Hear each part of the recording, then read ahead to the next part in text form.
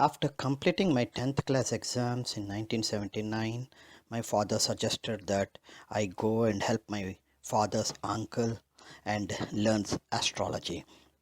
Mathematics being my favorite subject, I learned the calculations. My grandfather taught me how to calculate the inclinations of each planet and how to calculate the lagna and the meridian center MC, and he gave me some birth charts to draw.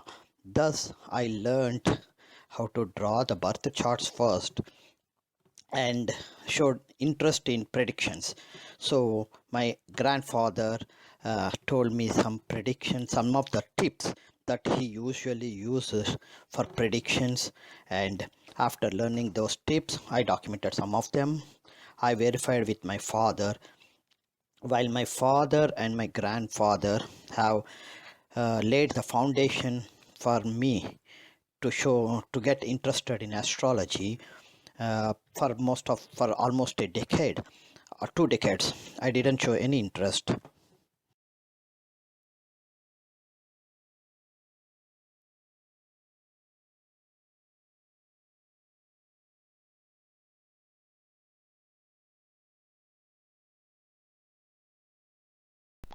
Let me start with the first example for the Vivah Vilamb part 7. In this part, almost all the examples are pertaining to male charts. So the way the male charts are being analyzed for the possibility of getting married is different from the female charts, which I had shown you in part 5 and part 6. Let me go and start with this one. First and the foremost, what I do is I look at the important houses for marriage are the first, second, fourth, fifth, sixth, seventh, eighth, and 12th. Yeah, I know there are almost all the almost 80% of all the houses that you see in the chart are all important for when you are trying to predict for the possibility of for a native to get married. Even though a lot of people just look at the seventh house, it's not the one. Seventh house is just the initiative for the marriage possibility. But if the remaining houses are not strong enough, then the seventh house possibility might not be effective. Let me go and start with the first house. For this particular native, the Lagnadipati is Sun. Sun is the first house lord, and in the first house, what you see, it's empty. So that the first thing is an empty first house is sometimes considered to be the best for any native, because if there is a malefic in the first house, then the person's character because first house stands for Tanusthanamo. The person's character will be depending upon the planet that is residing in the first house. For this particular native, the first house is empty. Since the first house is empty, what I do is to go to the seventh house to see is seventh house is also empty. Here the seventh house, okay, let me go. When I go to seventh house, I'll talk it. Then the second house lord is Mercury. Second house is also empty. Third house lord is the Venus. The natural seventh house lord Venus is in here, the third house lord, third and the 10th house lord. And in third house, what you have is Rahu. So Rahu being in the third house does not have any impact on a person's ability to get married. So we can ignore Rahu in this chart for time being only. And the fourth house is Mars. Mars being the fourth house is always a type of a benefit of doubt, is how I look at it, because fourth house deals with Sukhasthanamo or home life environment. Mars is a violent planet, so when Mars is a violent planet is the fourth house lord. And when a person sees this chart, an astrologer sees this chart, the astrologer would take with a grain of salt or salt of grain, whichever that is, and will have a benefit of doubt before rushing to any conclusion. So what we need to keep in mind is the fourth house lord is a violent planet. Fortunately the fourth house is empty. So now let's go to the fifth house. The fifth and 8th house lord is Jupiter, 5th house lord is empty too, the 6th and 7th house lord is Saturn. That's very important here. The 6th and the 7th house lord is Saturn, 6th house is empty. In the 7th house, what we see is the Moon and Mars. Gosh. So the 4th house lord, who is violent, a violent planet which owns the Sukhasthanam or the home life environment, is now residing in the 7th house, and that too with Moon. When you're looking Moon for men, for both men and women, Moon should be considered as the one that controls the mind here. So the 4th and 7th house lord, 4th house lord, a violent 4th house lord residing in the 7th house, is now co-joined with Moon, which controls the mind. And to add to that, Moon is the 12th house lord. 12th house lord means 12th house deals with pleasures of bed. So when it comes to the pleasures of bed, the attitude for the native is now controlled by a violent planet in the 7th house, in the Kalatrasthanam. Then goes, we don't say 8th house. I do look at the 8th house only to see if there is a possibility for unconventional marriage. Here in 8th house, this is what I want to tell. In 8th house, what you see is the Lagnadipati there, and the natural 7th house lord is there. So the possibility for this particular native to have an inclination for an unconventional marriage is extremely high. Let me repeat it one more time. Since the 1st house lord Sun is sometimes also considered to be malefic planet too, so since a malefic first house lord Sun, a malefic, is in the 8th house, co-joined with the natural 7th house lord Venus, there is a possibility, just a possibility, for the native to be inclined for some sort of an unconventional marriage, which I have no idea how to express that when it comes to unconventional marriage, because I have no idea where the native is residing, in which environment the native was born and brought up, the society, how it was, and his family relationships and the socio-economic situations. Since there's a lot of unknown factors here, I cannot explain you what is meant by unconventional marriage, for this possibility of an unconventional marriage for this native. Then after the 8th house, I directly jump to the 12th house, because 12th house deals with pleasures of bed. In 12th house, this is very important for you to see. In 12th house, the 6th and the 7th house lord Saturn is residing in the 12th house. That's the most unfortunate part here in this particular chart.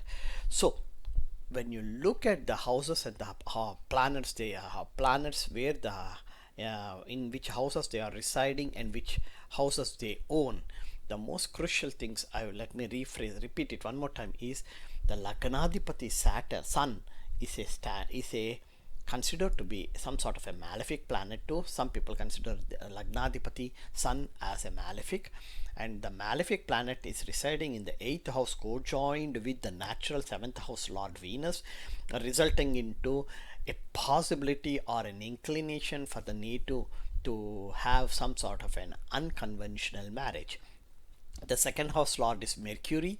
Mercury is residing in the 9th house, but it has co-joined with Ketu. That means Rahu is having a direct aspect on the 2nd house lord. 2nd house is ability to start a family, because Rahu is looking at the 2nd house lord Mercury, and so there is a lot of uncertainty for this particular native when it comes for the ability to start a family. Then comes the 4th house. The 4th house lord is Mars.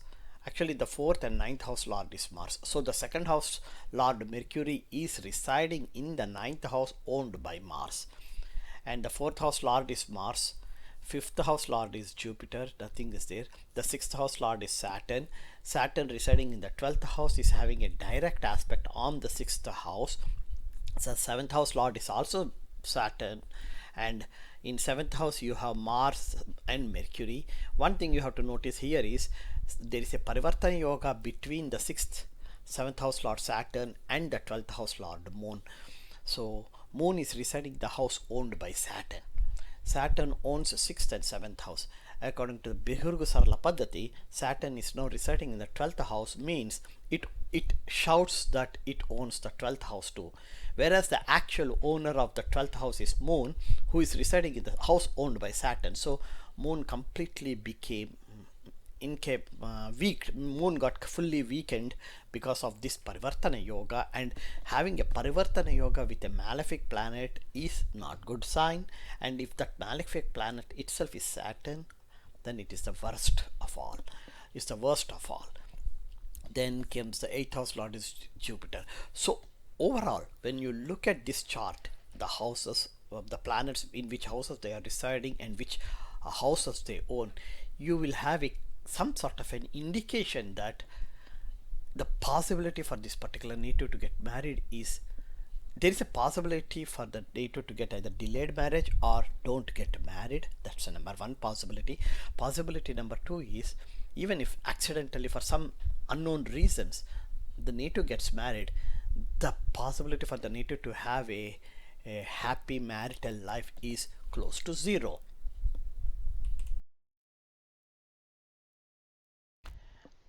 After looking at the houses, which planets are residing in the house and which planets own the important houses, the second thing that I do usually is to look at the Rashi Sandhis.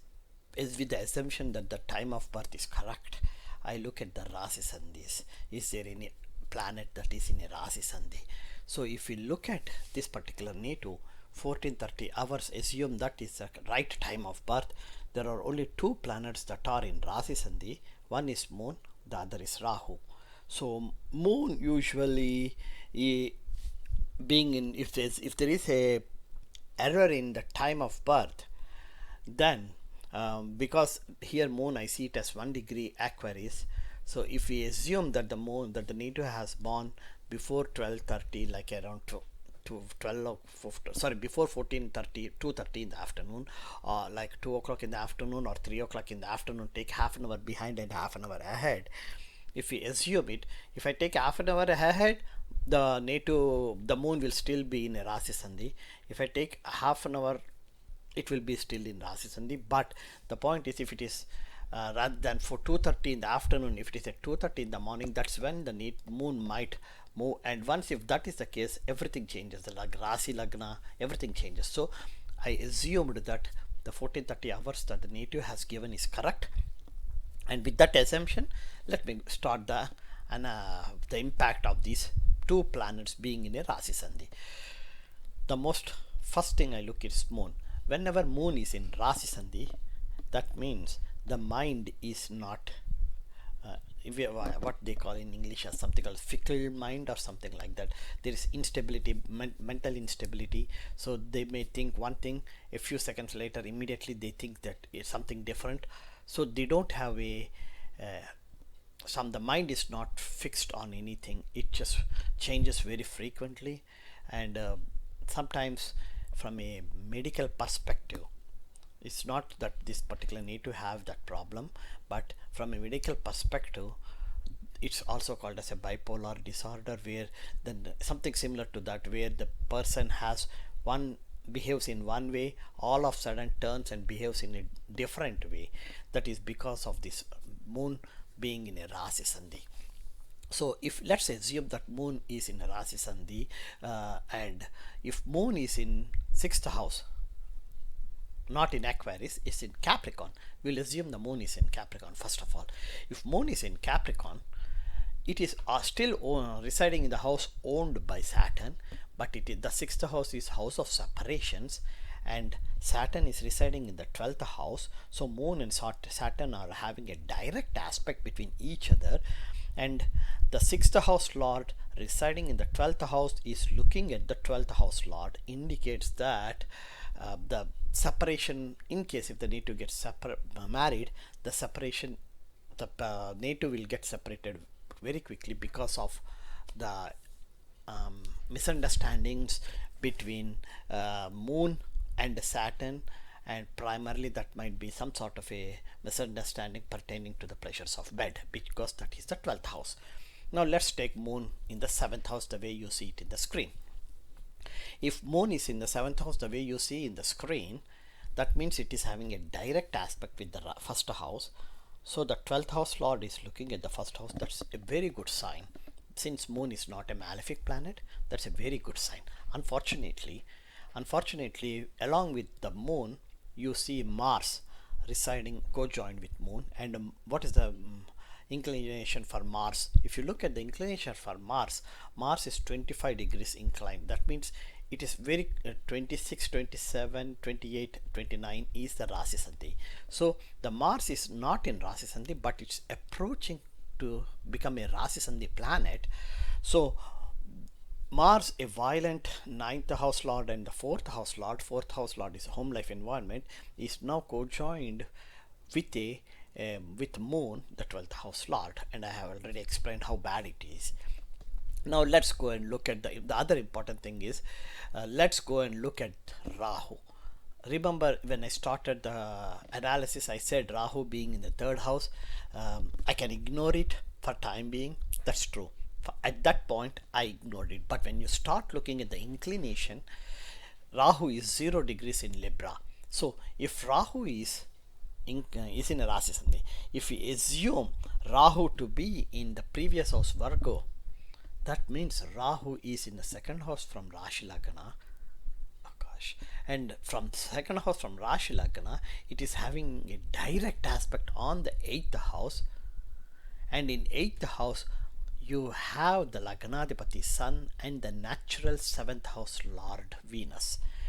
So if Rahu is assumed to be the 2nd house, there is uncertainty when it comes to the ability for the native to start a family.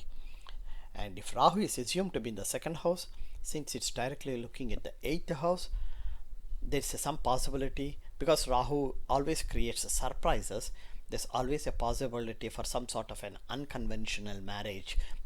There's an article that I already had it in YouTube talking about how based upon 8th house, how we can say that there is a possibility for an unconventional marriage. And if you assume Rahu the way it is, that is in Libra, it is having a direct aspect with the 2nd house lord Mercury. Either of the way, Rahu is somehow or the other having an impact on the 2nd house for this particular native, and the 2nd house is nothing but the ability to start the family. The ability to start the family always depends on the 7th house according to Indian.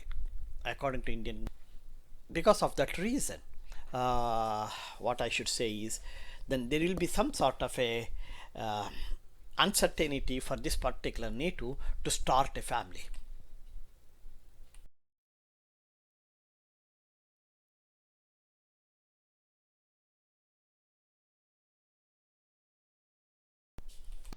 After done with the house lords and the inclinations, I'm sure you might have noticed if you have watched my previous presentations, I'm sure you have noticed me directly going to the last one, that is aspects of the important house lords. Here in the first house lord is Sun. No planet is in the Sun, so we don't need to worry about it. Now the second is the 3rd house. The reason why, even though the 3rd house does not have any relationship when it comes to ability to get married, predicting the ability for a native to get married, here I am looking at the Rahu in the aspect, because Rahu residing in the 3rd house is having a direct aspect on the 9th house. Remember, 9th house is Dharmasthanam. So this tells you that, number one, when for the native and Bhagyasthanam too, there will be a lot of uncertainty for this native when it comes to Dharmasthanam or the Bhagyasthanam. We don't know which one, either of one will be there. So I don't know for which one there is so much of an uncertainty. But Rahu is also having a direct aspect in the 9th house, to the 9th house, where you have the 2nd house lord Mercury residing. That's the reason why I want to look at the Rahu's aspect. So when Rahu is looking at the second house Lord, it tells you that the Lord has got malefic because of the malefic as a bad effect, and that tells you that there will be some sort of an uncertainty for this particular native when it comes to the ability to start a family. Then I go all the way to the seventh house. In seventh house we have Moon and Mars. So the Moon has a direct aspect, only one aspect, that is the direct aspect on the first house. First house is empty, so we don't need to worry about it. Now comes the Mars. Before we start with Mars, let's say which houses Mars owns. Mars owns the seventh and the ninth house. Sorry, the fourth and the ninth house. Let me repeat. Mars owns fourth and ninth house. Look at it. Fourth house is the home life environment. Ninth house is Dharmasthanam. So a violent planet is owning the home life environment, the fourth house Sukhasthanamu and the Dharmasthanamu. Keep that in mind. Next, where does Mars reside? Mars is residing in the seventh house. A violent planet is residing in the Kalatrasthanamu. Mars is co-joined with the 12th house Lord Moon. 12th house deals with pleasures of bed. So just by looking at the houses that Mars owns and where it resides, it gives you some sort of a information that how violent will the event be if the native gets married, or if then after the marriage how violent the native's life will be. And now let's go and look at Mars aspects. Mars fourth aspect is directly on the 10th house. The 10th house lord is Venus. Venus is the natural 7th house lord. So Mars is looking at the house owned by the natural 7th house lord, Venus. And in 10th house, if you look at it, Jupiter is residing. Jupiter is the 8th house lord, also the 5th house lord too. So if Mars is now having an aspect on the 5th house lord, which is not, 5th house deals with progeny, so there will be some sort of a violent responses when it comes to progeny. Unfortunately, that's one thing. But the most important thing that we need to keep in mind is Mars is now looking at the planet that owns 8th house.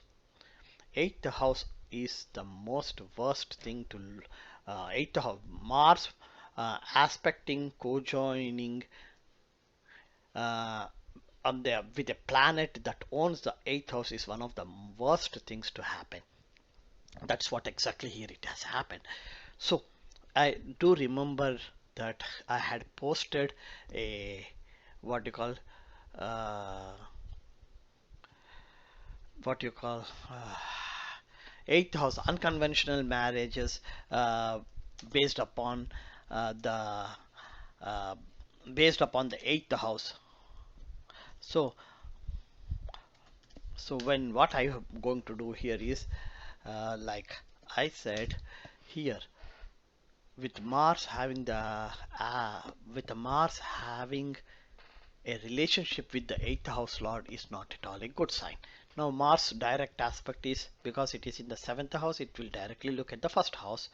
That's another bad sign. Mars has the third aspect, which is on the 8th house from its natal position. So Mars, when it looks into the 8th aspect, it is looking at the second house. Second house is ability to start the family. Now look here, Mars is owning the 4th house. Mars is residing in the 7th house. Mars is aspecting the 8th house lord. Mars is aspecting the first house. Mars is now aspecting the second house. And Rahu is now aspecting the house where the second house lord is residing. That itself tells you how scary this chart is when it comes to see the predict the ability for the native to get married, or accidentally if the native gets married, how scary it will be his marital life. Now the next thing I look at is 8th house. Since 8th house, Saturn, Sun and Venus are there, their direct aspect is on the second house, which is empty, so we don't need to worry about that part. It's already explained clearly. And the second house lord Mercury is in the 9th house. So that tells you that what do you call, the second house lord is having a direct aspect on Rahu. That itself tells you how crucial it is. And then Jupiter, since Jupiter is the 8th house lord, uh, let me just have a quick look at it, Jupiter's aspect to. Uh, so what I can tell you is 1, 2, 3, 4, 5. Jupiter's 5th aspect is on the 2nd house. Again, Mars is aspecting the 2nd house. Sun and Venus are aspecting the 2nd house. Now Jupiter is 8th house lord. Remember Jupiter. So from 8th house, the planets in the 8th house are looking at the 2nd house. The violent planet Mars is looking at the 2nd house. Now the 8th house lord Jupiter is also looking at the 2nd house. Oh gosh, the 2nd house completely got screwed up. And then Jupiter's 7th aspect is directly on the 4th house. Oh great. Mars 4th aspect, it is looking at Jupiter. Jupiter's direct aspect is on the house owned by Mars, that is our 4th house. And Jupiter's 9th aspect, 7, 8, is on the 6th house, house of separations.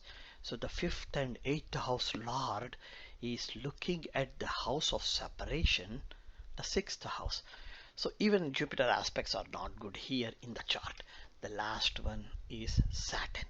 Saturn has the 3rd aspect, which is again on the 2nd house. Oh my god. Saturn is looking at the 2nd house. Sun and Venus are looking at the 2nd house. Mars is looking at the 2nd house. Jupiter is looking at the 2nd house. So many planets are looking at the 2nd house. No wonder why the native did not have the ability to start a family.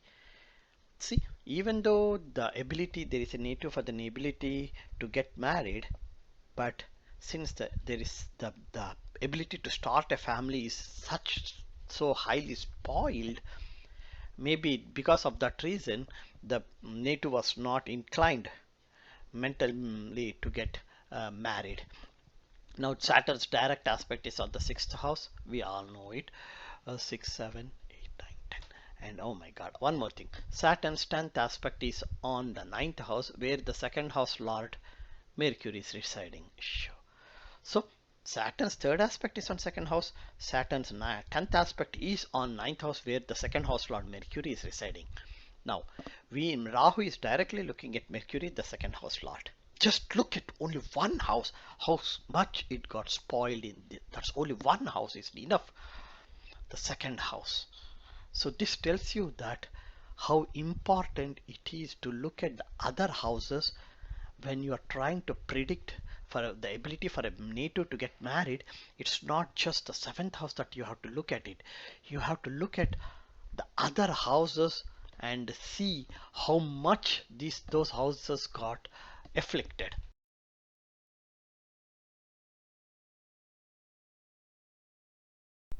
After done with analyzing the D1 chart, let's go and look at the Vim Sothari Dasa. This is the Dasa system that I rely a lot on for while doing any predictions. Here the native was born in 1977. So the Jupiter Mahadasha started exactly 20 years when the native was 20 years old, or plus or minus 20 years, between 20 and 21 years old, the Jupiter Mahadasha started.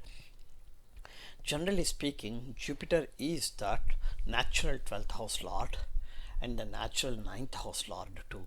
So the 12th house deals with pleasures of bed, the 9th house deals with dharmasthanamo.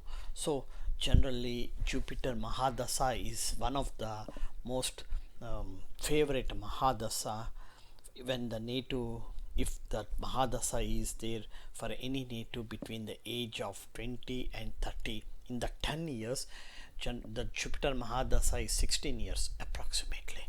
So in that from the age 20 till the age 35, in that 15 year span, if the Jupiter Mahadasha is there for at least half of that period, then the chances are extremely high for a native to get married. This is the general prediction when you look at the Jupiter Mahadasha. Now for this particular native, Jupiter, if you look from the Rashi Lagna, it is the 5th house lord and the 8th house lord. Being a 8th house lord, it became a functional malefic planet. So that's the first disadvantage. And then it is residing in the 10th house.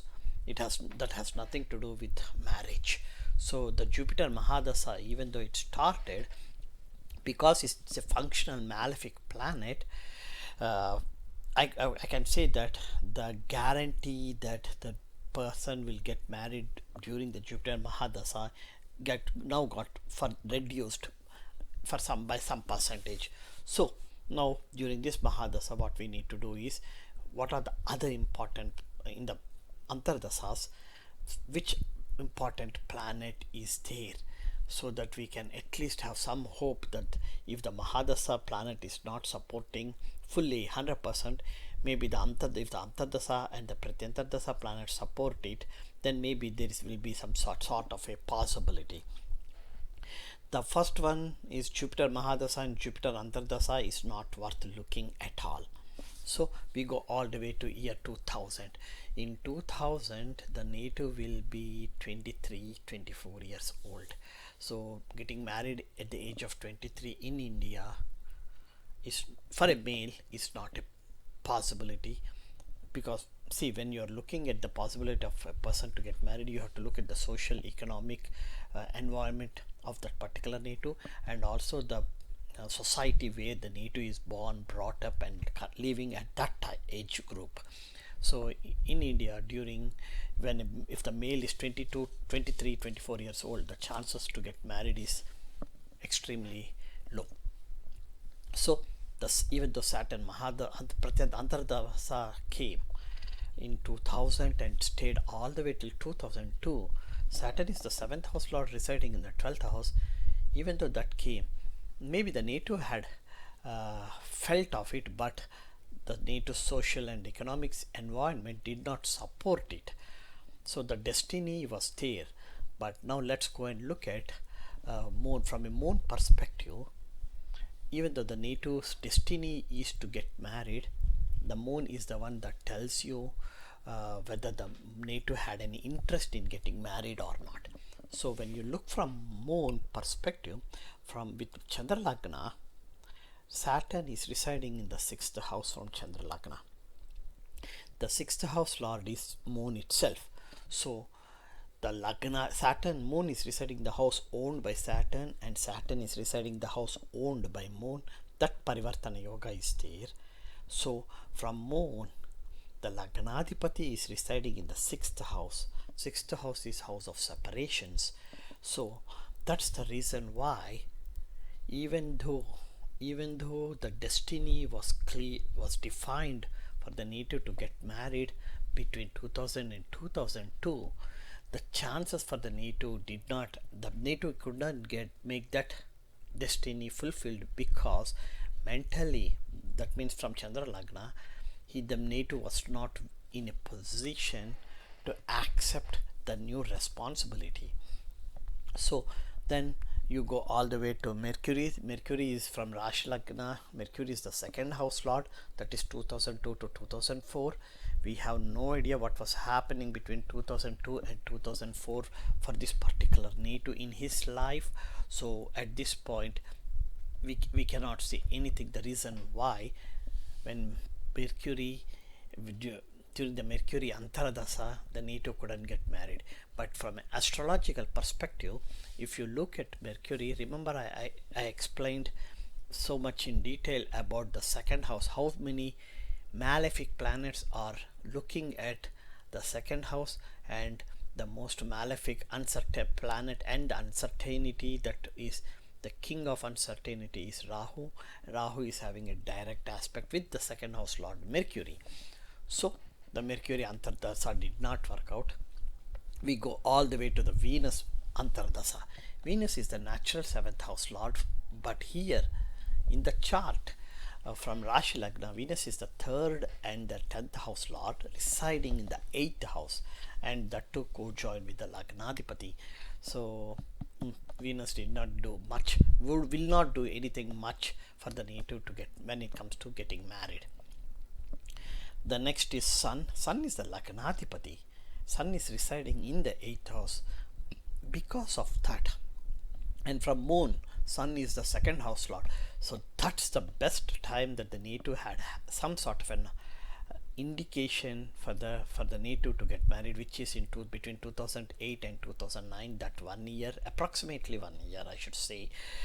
So in 2008 means in 2023 plus 8. Yeah, I think it's the right period for the native to get married, but we have no idea why the native could not get married. From astrologically, this was the best time that the native had an opportunity to get married was during the Sun Antara Dasa, Jupiter Mahadasha. Then the second best opportunity the native got is with the Moon Antara Dasa in 2009 March all the way till I should say it as July to 2010. So if you look at it from 2008 June till 2010 July, that means for 2 years, almost for the 2 calendar years, the native had an amazing opportunity to get married, and we have no idea what made the native to not to get married in those 2 years. And then came Mars. Mars will not make it happen because he is the 4th house lord and the 9th house lord residing in the 7th house, a violent planet. And then our favorite Rahu is there, and Rahu is looking at the 2nd house, so he creates so much uncertainty in the 2nd house, indicating that the chances for this particular native to get married is close to 0. So overall, any in any chart, when it comes to the possibility of getting married, there will be some sort of a window of opportunity, and it is the planetary combinations always provides some sort of an opportunity, window of opportunity, and it is up to the native to use that opportunity or not. This particular native, male native, had three opportunities, I should say. One opportunity is Saturn Antaradasa when he was 23 years old, 23 to 24 years old. Of course, I can understand if the native didn't get married between 23 and 24 years old, it's acceptable. The second and the third opportunities came during the Sun Antaradasa and the Moon Antaradasa, starting June 2008 and ending July 2010, which that means approximately 2 calendar years, that is 24 months. So the native got 24 months of opportunity to get married. And at this point, when I look just at the Vim Sothari Dasa and the chart, I see that this was the opportunity. Now the question comes, there are 2 reasons. Number one, when such type of an opportunity is visible, first and the foremost thing we do is we look at the transit planets to see, is transit planets cooperating, amplifying the opportunity, or a malefic transit planet is reducing the possibility of that opportunity even to happen. So that's what we do it by looking at the transit planets, which I'm going to do it now after this one, so that I can clearly explain to you why, from an astrological perspective, why the native could not get married between June 2008 and July 2010. That means 2 years, approximately 2 years.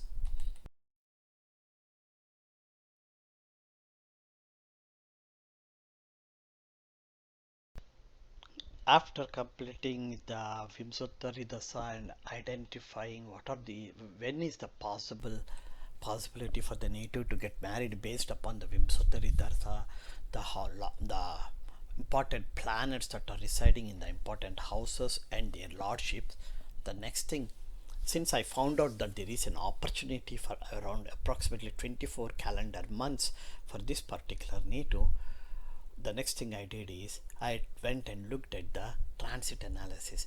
The question comes is, which planet transit analysis do we need to usually look at it? Generally speaking, it's the slow moving transit planets that I always look at it. And here the 3 slow moving planets are Saturn, Jupiter and Rahu. while Rahu takes 1.5 years, Jupiter takes 1 year, and Saturn takes 2.5 years approximately in each house. So here Saturn is the 7th house lord residing in the 12th house. So Saturn became my top priority when I'm looking at the transit planets and figuring it out why the opportunity was missed. We know that the Neetu was not married as of July 2020, so that clearly indicates that between 2008 June and 2010 July, that opportunity the Neetu missed it. Now the question is why? From an astrological perspective, is for why, the answer that I'm trying to give is from an astrological perspective, because I have no idea who this native is, and I have no idea about the native's financial, social, economical situations, the family background. The native is 100% a stranger to me. So let's go and first look at transit Saturn. Transit Saturn entered Cancer in January 2005. In January 2005 means Venus Mahadasha Antardasa is about to start. So, and it stayed there all the way till January 2007. That means the whole Venus Antardasa got messed up. Already natal Venus is in the 8th house, okay, and it co-joined with the first house lord looking at the 2nd house. So already natal Venus became a functional malefic. Jupiter is the 8th house lord, so Jupiter is also a functional malefic. So Jupiter Mahadasha and Venus Antardasa is as I said earlier, there is no hope for the native to get married during that period. As if this is not sufficient, transit Saturn is exactly staying in the 12th house at that time. So 12th house transit Saturn co-joining with natal Saturn in 12th house and having a direct aspect on the 6th house from Rashi Lagna indicates that the native, in case if the native gets married, the chances are very high for the native to get separated because it is the 6th house. And if you look from Chandra Lagna, transit Saturn and natal Saturn are in the 6th house and they are looking at the 12th house. It's exactly inverse of that one.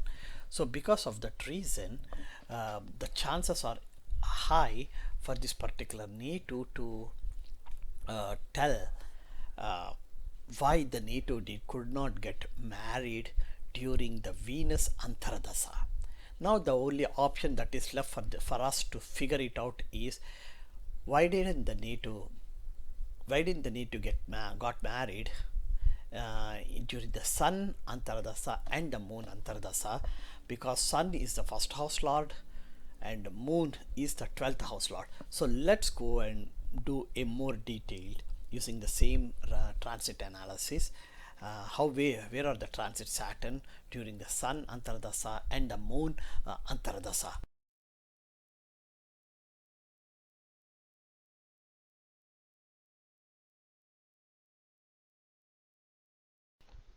Now let's go and look at the Sun Antardasa during the Jupiter Mahadasha. Sun Antardasa started in June 2008 and it went all the way till March 2009, which is approximately 10 months. And then came the Moon Antardasa, which lasted all the way till 2010 July. So Sun is the 7th house lord, and Sun is the 1st house lord Lagnaadhipati, and he's joined with the natural 7th house lord Venus, but in the 8th house from Raj Lagna. The advantage is Sun is in the 2nd house from Chandra Lagna. So there is a possibility, and Jupiter is the 2nd house lord too. So when you look from the Chandra Lagna, the native had the intention of getting married and starting a family between 2008 and 2009 during the Sun Antardasa, because Jupiter is the 2nd house lord and the Sun is residing in the 2nd house. And when you look from Chandra Lagna, Sun is the 7th house lord, a 7th house lord residing in the 2nd house, and the natural 7th house lord Venus is also residing in the 2nd house from Chandra Lagna. So the question comes is, why didn't the need to get married? Okay, so as usual, look at from the destiny, the native did not get married, so the destiny was not fulfilled. So why was his destiny written to remain as a bachelor during this period when the from Chandra Lagna there is so much of possibility? So let's go and look at the seventh house lord from destiny, which is Saturn.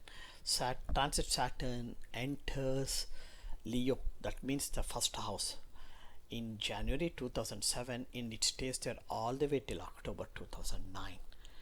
So when it stays in the first house owner lord is Sun.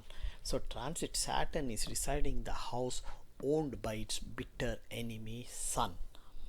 And from transit Saturn, when it is in the first house, it's directly looking at Moon, the seventh house, which it owns it, and natal Saturn is already in the 12th house. And then comes in 7th house, Moon is residing, which is the 12th house lord from Rashi Lagna. So when you look at it, you feel like there is a possibility for something to happen. But the question comes is, why didn't it happen? Even though when transit Saturn, natal Saturn is in the 12th house, transit Saturn is in the first house, and from first house, when transit Saturn have a direct aspect on the 7th house, it is its own house, and it's also looking at the 12th house lord Moon, the 4th house lord Mars. So why didn't it happen? That question, the answer is that's these times. Rather than rushing to the conclusion that that it will happen during this period, let's try to take one step backwards and see, are there any other rules that we have to look at it before coming at telling our conclusion. Remember, in Bhiruga Sarala Paddhati there is a rule which states that wherever Saturn resides, he will spoil the bhava of the house next to its residence. That is by default, since Saturn is in the 12th house, by default, without even looking back, it is going to spoil the first house, the bhava of the first house, the Dhanusthanam. So first of all, natal Saturn has spoiled the first house, and now comes who is the owner of the house. The owner of the house is Sun, which is its bitter enemy. So when it tries to spoil the house next to its residence, since it is its enemy's house and the enemy's house is empty, there is a high possibility for the Saturn to spoil it, more at least close to 100%. So the first house, natal Saturn, has thoroughly spoiled it. So between January 2005 and January 2007, when transit Saturn and natal Saturn are both residing in the 12th house, they had thoroughly spoiled the first house, which resulted in no chance for the native to get married at that time. And the first house has been spoiled. In that spoiled first house, now transit Saturn has entered. Natal Saturn has spoiled the house because it is the house owned by the enemy. Now transit Saturn has entered into the house owned by the enemy, which is already spoiled. So transit Saturn spoils it furthermore. Thereby, this transit Saturn, when it spoiled the first house so bad that the Dhanusthanamu has got so much bad that it will have a direct impact in the native's life, which I have no idea what sort of impact did the native see during this period from 2007 January till October 2009. But since transit Saturn is residing in a spoiled house and have thoroughly spoiled it, and Moon, when the 12th house lord, it is when the Moon is looking at transit Saturn, it's looking at a spoiled house and a malefic planet and the owner of the 7th house. So Moon, the 12th house lord, couldn't do anything. So even from Moon, it is the 7th house too. So the Moon could not do anything. So when Sun Antardasa until 2009 October got spoiled. Then we got the Moon Antardasa starting 2009 March, going all the way till 2010 July. October 2000 until October 2009, transit Saturn is in the first, so it has thoroughly spoiled. So what is left is from October 2009 till July 2010. That is 7 plus 3, 9, 8, 10, 9 months or 10 months. So why didn't the native get married in these 10 months? That's another question we can ask.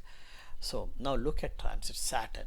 Transit Saturn entered the second house from in October 2009 and stayed all the way till November 2011. That's exactly when the moon Antardasa ran.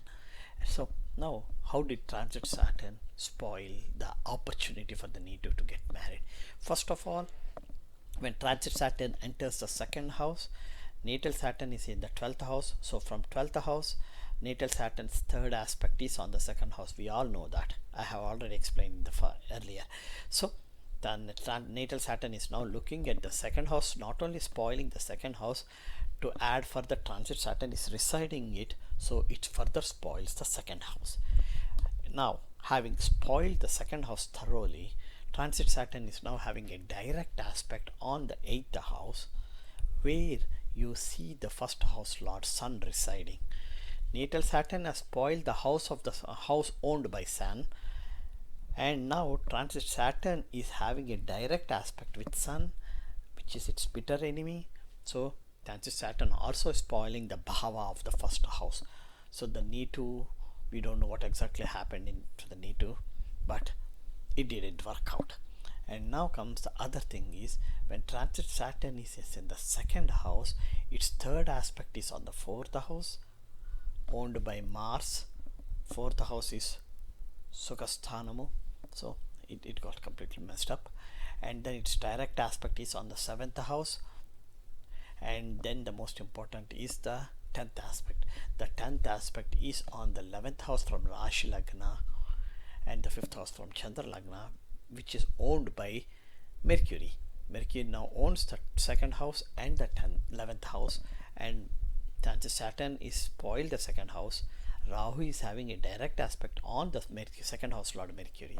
So when transit Saturn was here between 2009 to 2011, nothing could happen. The last thing that we need to do is now look at the Saturn November 11th. November 11th, up to that point it will be there, and after November 11th it will go to Libra. That's where transit Saturn got exalted. So from November 11th till October 2014, it's approximately 2-3 years. Transit Saturn is exalted in the 3rd house from Rashi Lagna and the 9th house from Chandra Lagna. That's where natal Rahu is residing. Yep. And both of them are having a direct aspect on the second house lord Mercury. So finally, the transit Saturn, when it is here in Libra, it has spoiled the second house of the second house lord Mercury. To add further, when you look at it, transit Rahu entered Libra in December 2012 and left in June 2014, and during that period transit Rahu has co-joined with transit Saturn, so they both are having a direct aspect on the second house lord Mercury. So until June 2014, the chances for this particular native to get married was 100% close to zero.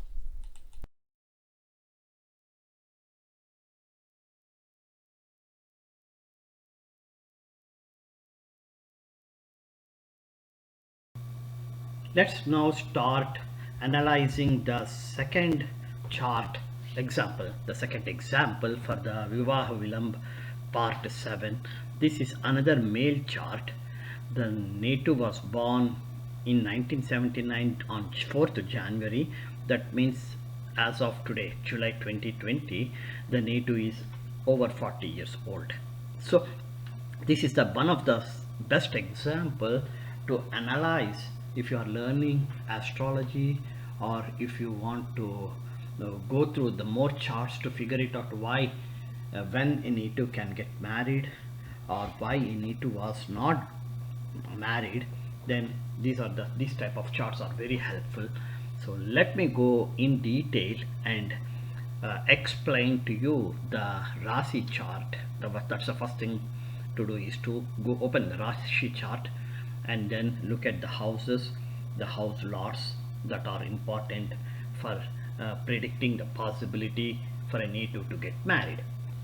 Here, let me start with the Lagna, the Rashi. In the Lagna, the Lagnadipati is Mercury. So Mercury is the lord of the first and the 10th house, and in first house it is empty.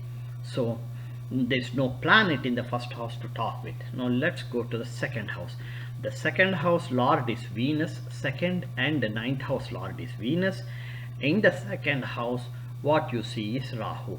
Rahu is in the second house, indicates that he is looking directly at the 8th house, and in the second house, Rahu being there in the second house means there is some uncertainty when it comes to the ability to start a family.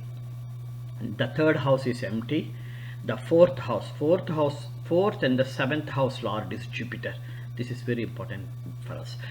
Jupiter is one of the best planet for a male or a female, for any native, when it comes to the ability of getting married.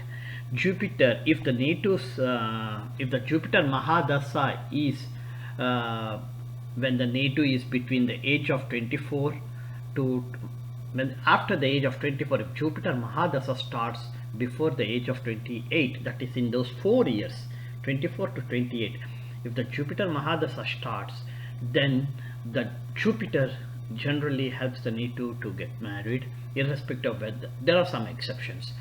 And at the same time, if the Jupiter is in the right position, then the chances are extremely high. Here for this particular native, Jupiter is the 4th and the 7th house lord.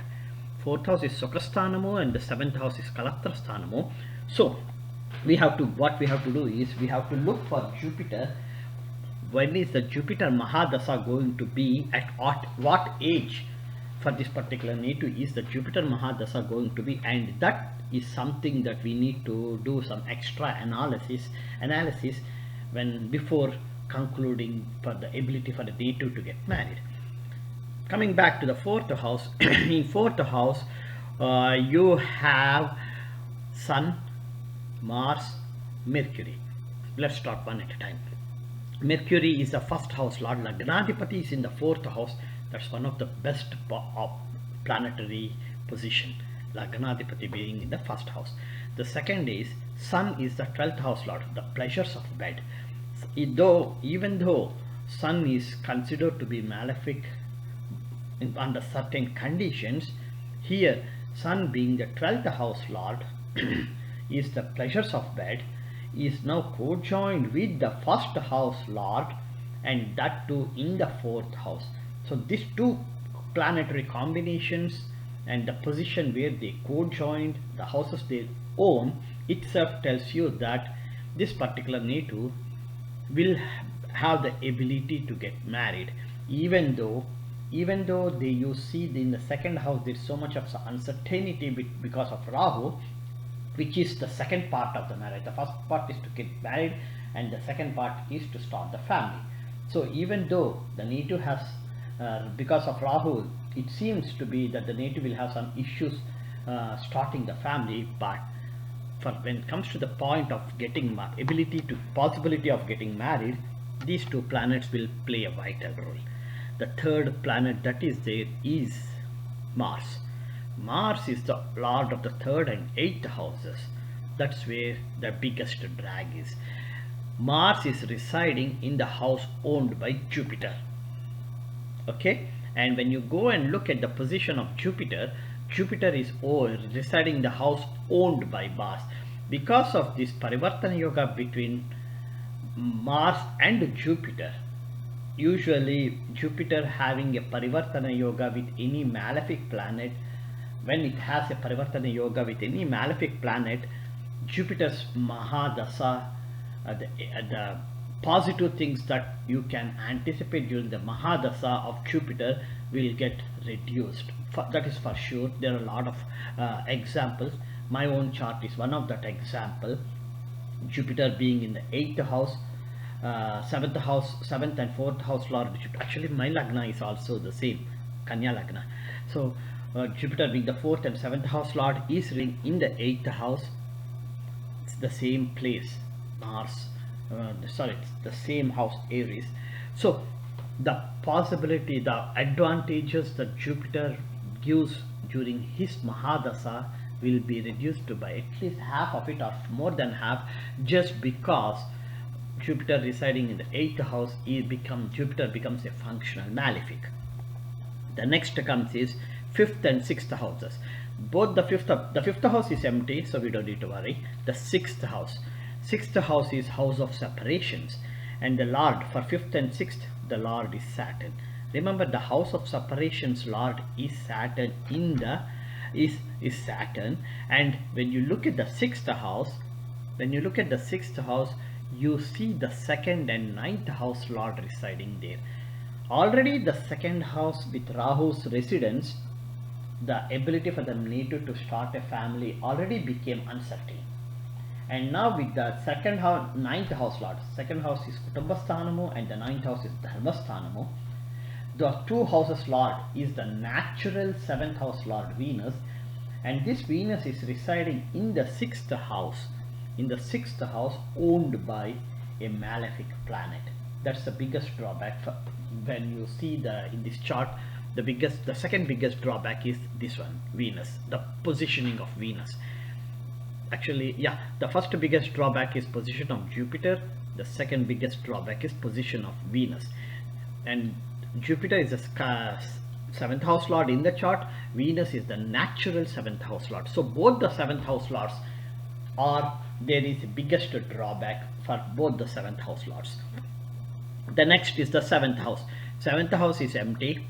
8th house lord is Mars, who is residing in 4th house, and in 8th house you see the 7th house, 4th and 7th house lord Jupiter is residing. That means Jupiter is having a direct aspect on the 2nd house where Rahu is residing. So the 7th house lord looking at the 2nd house is one of the best combination. Unfortunately, the 7th house lord is in the 8th house. That's the first negative part of it in the chart. And then this 7th house lord is having a direct aspect on Rahu, which is another negative part of it. Like I said, Jupiter and Venus, these two are the biggest drawbacks in this particular chart as of now.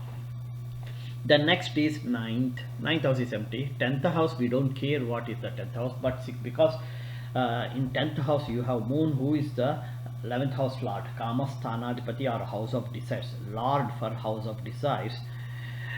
Moon is in the 10th house and having a direct aspect with the Lagnadipati Mercury. Actually, Moon is also residing in the house owned by Mercury. So the 11th house lord is residing in the house owned by Lagnadipati, and the 11th house lord Moon is looking at having a direct aspect with the Lagnadipati and the 12th house lord, and unfortunately with Mars. So from when it comes to the native's mind, Moon is the mind. So when it comes to the native's mind, because of Mars, the violent planet is having a direct aspect on Moon. Because of this Mars, maybe in the 4th house, the native is not in a stable, confirmed way to say that he's willing to get married and have get the pleasures of bed and start. In the 4th house is Sukhasthan Moon, have a peaceful home life environment. So this is the third disadvantage in this particular chart. The next is the 11th house. 11th house is house of desires and Kamasthanamo. In the Kamasthanamo, house of desires, you see the 5th and the 6th house lord Saturn, who is a natural malefic. And when Saturn is residing in the 11th house, he shouts that he owns the 11th house too. Here the actual 11th house lord Moon is having a aspect with the violent planet Mars, and in the 11th house you have a malefic planet residing and shouting that he is the owner of that house, whereas he is not the owner, but he is shouting that he is the owner. So the 11th house became so chaotic. And then the 12th house, this is another important, this is a 4th drawback. Then the 12th house. 12th house deals with pleasures of bed. The 12th house lord is Sun. So Sun is in the 4th house, co-joined with the 1st house lord. That's an and having a direct aspect with the 11th house or moon. That's an amazing combination in general. Now in this chart, since Saturn is in the 11th house, according to Bihuru the bhava of the house next to its residence. That means he is going to spoil the bhava of the 12th house, which is the pleasures of bed. And he's not going to just keep quiet, because the 12th house lord is Sun, who is Saturn's bitter enemy. When he spoils the 12th house, he makes sure that he spoils the maximum to a maximum level, because it is his enemy house, is that because the house is owned by his enemy, Saturn will spoil that house to the maximum possibility, whatever the maximum possible. So the strength of Saturn is the one that decides how much was that house got spoiled. That is, the 12th house is the pleasures of bed. So overall, what I can say here is the 2nd house got spoiled because of Rahu being there. The 4th house is spoiled because a violent Mars is there.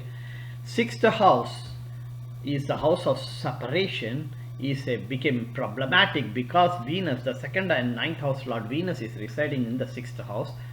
8th house, the 7th and 4th house lord Jupiter is residing in the 8th house and became a functional malefic, and this functional malefic Jupiter is having a direct aspect with Rahu. So the 7th, 4th and 2nd houses got spoiled just because of this. And then the 11th house, Saturn is residing in the 11th house, and he shouts that he owns that house, which is the pleasure, the house of desires. And since he shouts that, the actual 11th house lord Moon, who is having a direct aspect with a violent planet Mars, couldn't do anything. So the 11th house got spoiled. And according to Bhiruga Sarla Paddhati, since Saturn is in the 11th house, he spoils the 12th house, and since the 12th house lord is his bitter enemy, he will spoil to the maximum extent that he can, so that that's what he does it. If any house, either he stays in his enemy's house, or the next residence is owned by his enemy, he will spoil that perfectly to the maximum extent possible. So just by looking at the houses and house lords, you can have some sort of an understanding that how challenging it is for this particular native just to get married. Forget about how the life will be after marriage. Just to get married itself is a big challenge for this particular native.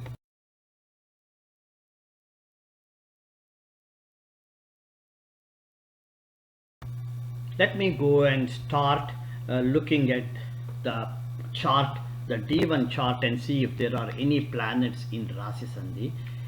If there are any planets in Rashi Sandhi, what usually at least I do, is to see which houses do they own, and what is the importance of those houses when it comes to the ability, when it comes to the possibility for a native to get married, because that's our topic is Vivah Vilamb. So that means since this native was not married as of July 2020, we will assume that we don't know anything about this native, whether he was married or not. Also, we don't know anything, and then we are trying to see, first of all, is there a possibility for the event to happen? Then the second question comes is, if the possibility is there, when could that happen? So let's go and see which planets are there in Rashi Sandhi. The ascendant, the Lagna, is 28 degrees.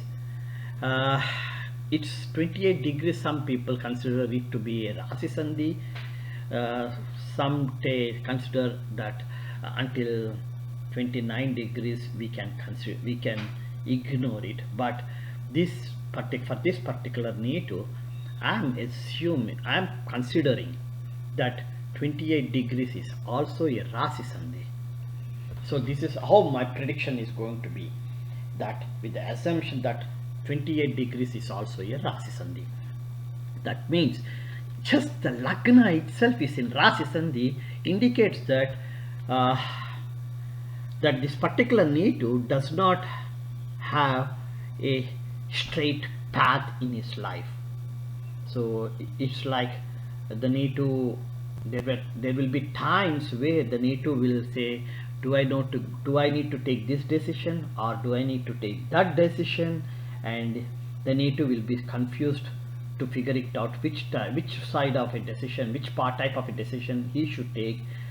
And sometimes the decision that he took will be a bad, and because if the other planetary combinations does not support it, then the native will be tending to take a decision that is not that most of the time is compatible with the planetary combinations. So the planetary combinations will have a pressure on the native to when it comes to the decision making, and that's how the destiny will be very, very confused for this particular native. Now, since if we assume that Virgo is his Lagna or ascendant, then Jupiter is the 7th house lord. Okay, so if we assume that Libra, the next house, is the ascendant, number one, Rahu is in the ascendant, is in the 1st house, and Jupiter, the 6th house lord, is in the 7th house. Oh gosh, remember there is a rule that says that if the 6th house lord is in the 7th house or vice versa, there is a possibility for the native to have a delayed marriage, or if got married early, the possibility is extremely high for the native to become a widow. So if we assume that the Lagna is Libra, then the 6th house lord Jupiter is residing in the 7th house. 7th house lord Mars is one of the most violent planet, which is having a direct aspect with the 10th house lord Moon. Okay, and Jupiter is residing, the 6th house lord is residing in the 7th house, and Rahu is residing in the 1st house, having a direct aspect with the 7th house. I think in part 5, when I explained 2 female charts for whom Rahu is either in the 1st house or the 7th house, and both the female charts, when I explained, I emphasized that Rahu's presence in the 1st house or the 7th house is one of the primary reason for the native not to get married. Here the same rule applies here for this particular male native also. If ascendant is assumed to be Libra, Rahu will be in the 1st house, then that is the primary reason for the native not to get married.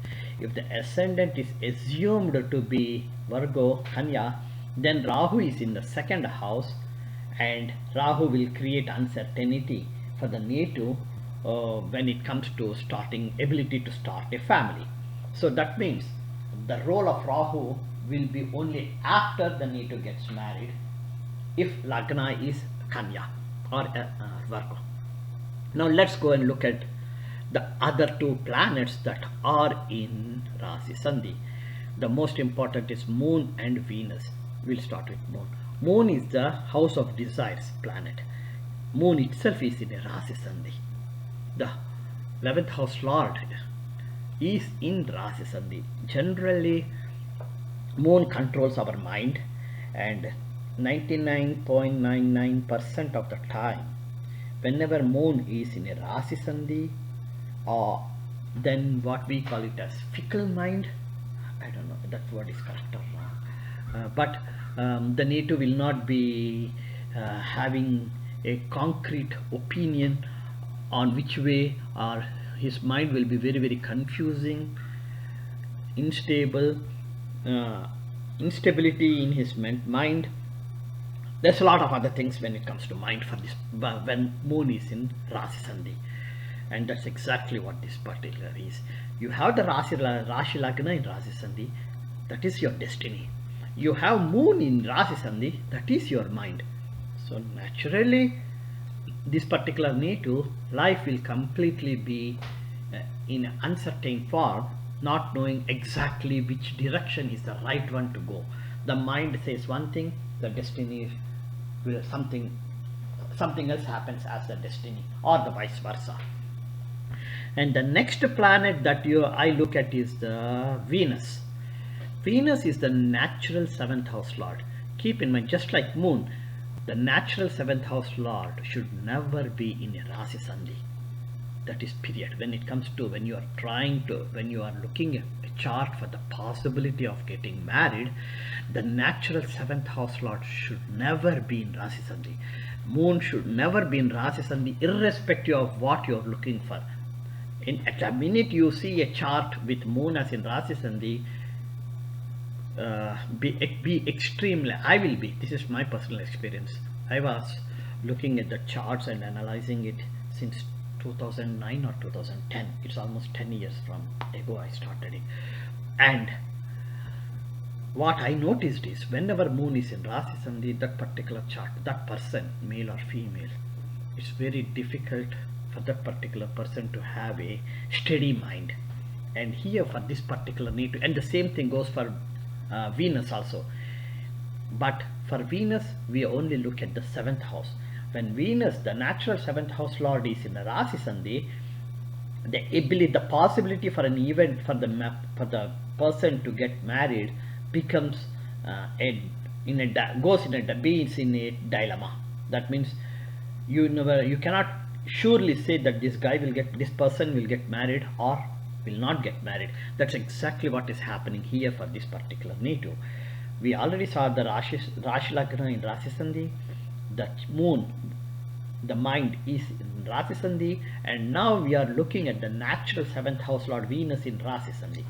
So let's go and do a little bit analysis about Venus. If we assume that Venus is in Aquarius, the way you see in the chart here, that means the 2nd house lord is in the 6th house. 6th house is house of separations.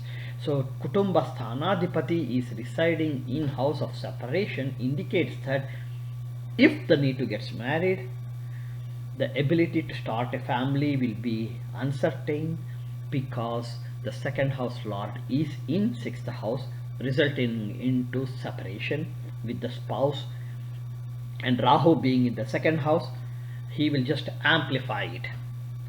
Next, if we assume that Venus is in Capricorn, the previous house, which is the 5th house, and then if Venus is in the 5th house, that means the 2nd house lord Venus and the natural 7th house lord Venus is in the 5th house, he is going to have a direct aspect on Saturn, the most malefic planet. So Venus then becomes a functional malefic here.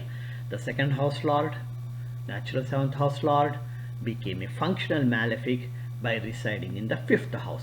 So either of the way, whether you take Venus here in the current position where it is, or Venus in the previous house, the natural 7th house lord and the 2nd house lord from in the chart, is in deep trouble. We have Rashi Sandhi in Lagna in Rashi Sandhi having a deep trouble when it comes to the ability to get married.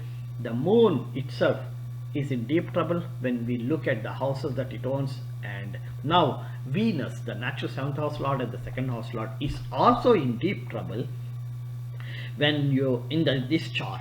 So when you look at these three being in Rashi Sandhi, after going through the houses that they own, the houses that they reside, and then comes after looking at the Rashi Sandhi, at least as of now, with the assumption that I do not know if the Neetu got married or not, with that assumption, when I'm looking at this chart, now for me 50% of the chances for this particular Neetu to get married is gone, just because of these two steps that I had done,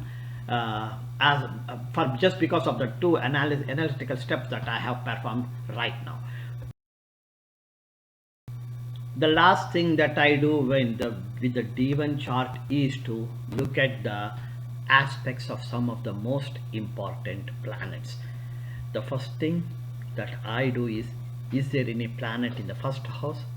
Here we don't have any, so there's no need to worry about the planet that there in that house. 2nd house, Rahu is there looking at the 8th house, the direct aspect. So I had already explained what it is. The next is the 4th house. In 4th house we have 3 planets. Sun and Mercury have only one aspect, that is the direct aspect on Moon, the 11th house lord. But you have the 3rd planet is Mars. Mars have 3 aspects. The first one is on the 4th house from its natal position. So residing in the 4th house, this violent planet is residing in the 4th house, and with its 4th aspect it is looking at the 7th house. The 4th house and the 7th house are owned by Jupiter. So it's residing in the 4th house and looking at the 7th house, and those 2 houses are owned by Jupiter, and Jupiter is residing in the house owned by Mars, and there is a Parivartana Yoga there.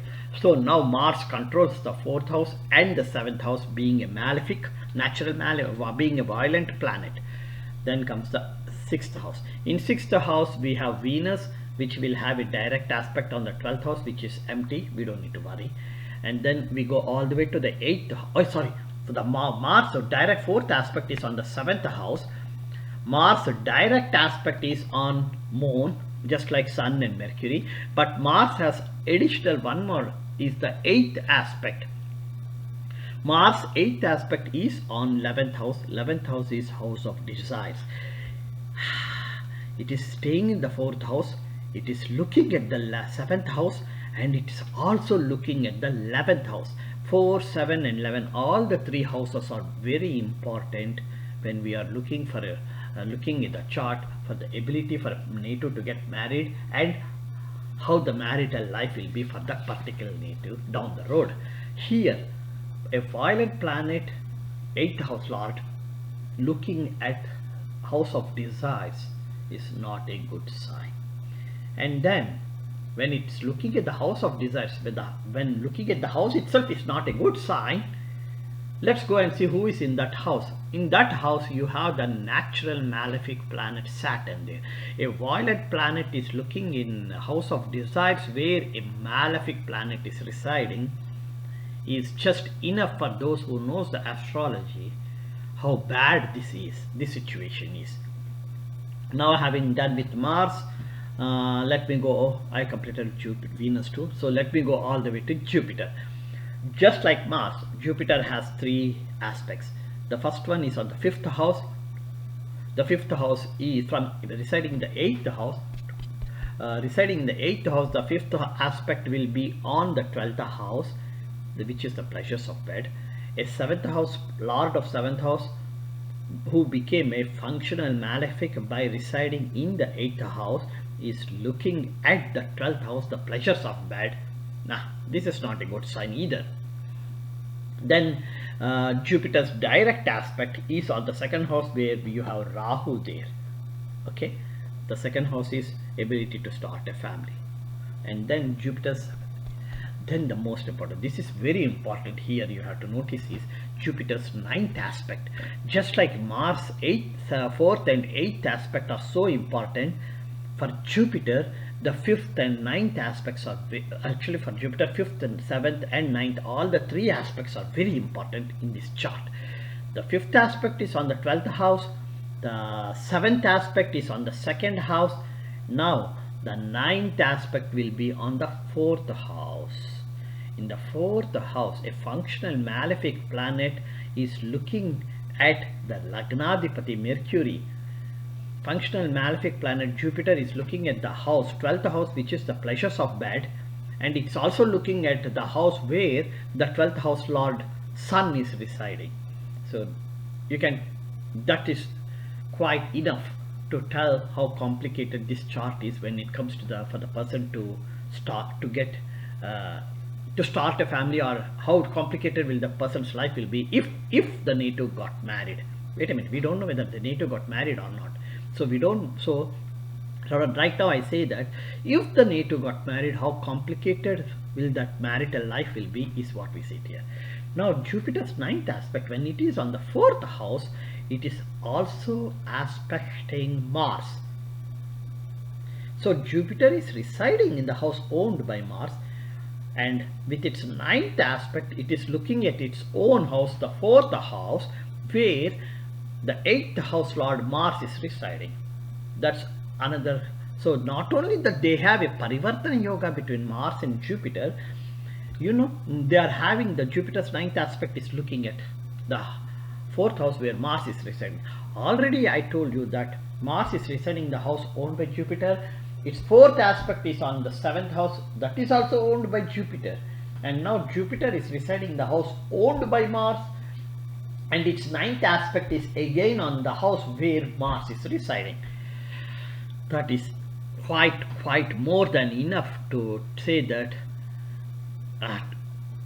this particular native, if the native gets married, man, it will be a hell. It will be a hell. The marital life will be a hell. Now let's go and look at the last planet, Saturn. Saturn has, just like Jupiter and Mars, Saturn has three aspects. The first one is the third aspect. Since it is residing in 11th house, the third aspect will be on first house, Lagna. Oh, great. That's a so the Saturn, a malefic planet, is now looking at the 11th house, first house. That's one thing. Next comes Saturn's direct aspect. The direct aspect is on the fifth house. Don't worry about it. It's empty. Oh yeah, if we consider, just like I said earlier, if we consider Venus Rashi Sandhi, then Saturn's direct aspect will be on the natural 7th house Lord Venus and the 2nd house Lord in this chart Venus. If we consider Rashi Sandhi there.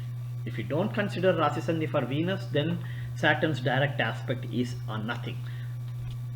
And the another important thing, Saturn's 10th aspect.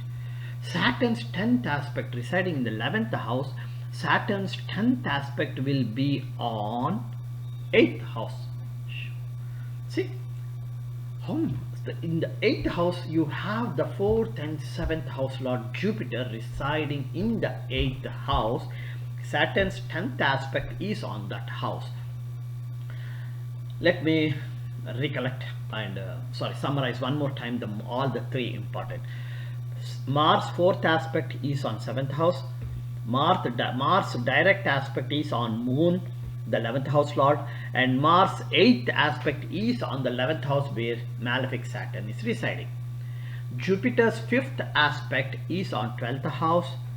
Fortunately it is empty. Jupiter's direct aspect is on 7th house where Rahu is residing. Jupiter's 9th aspect is on 4th house where the violent planet Mars is residing, along with what you call the Sun and Mercury. So that's fine with Jupiter. The next thing is Saturn. Saturn's third aspect is on first house. Saturn's direct aspect is on 5th house, which we don't need to worry. And then comes the Saturn's 10th aspect. Saturn's 10th aspect is on 8th house where you have the 7th house Lord Jupiter residing.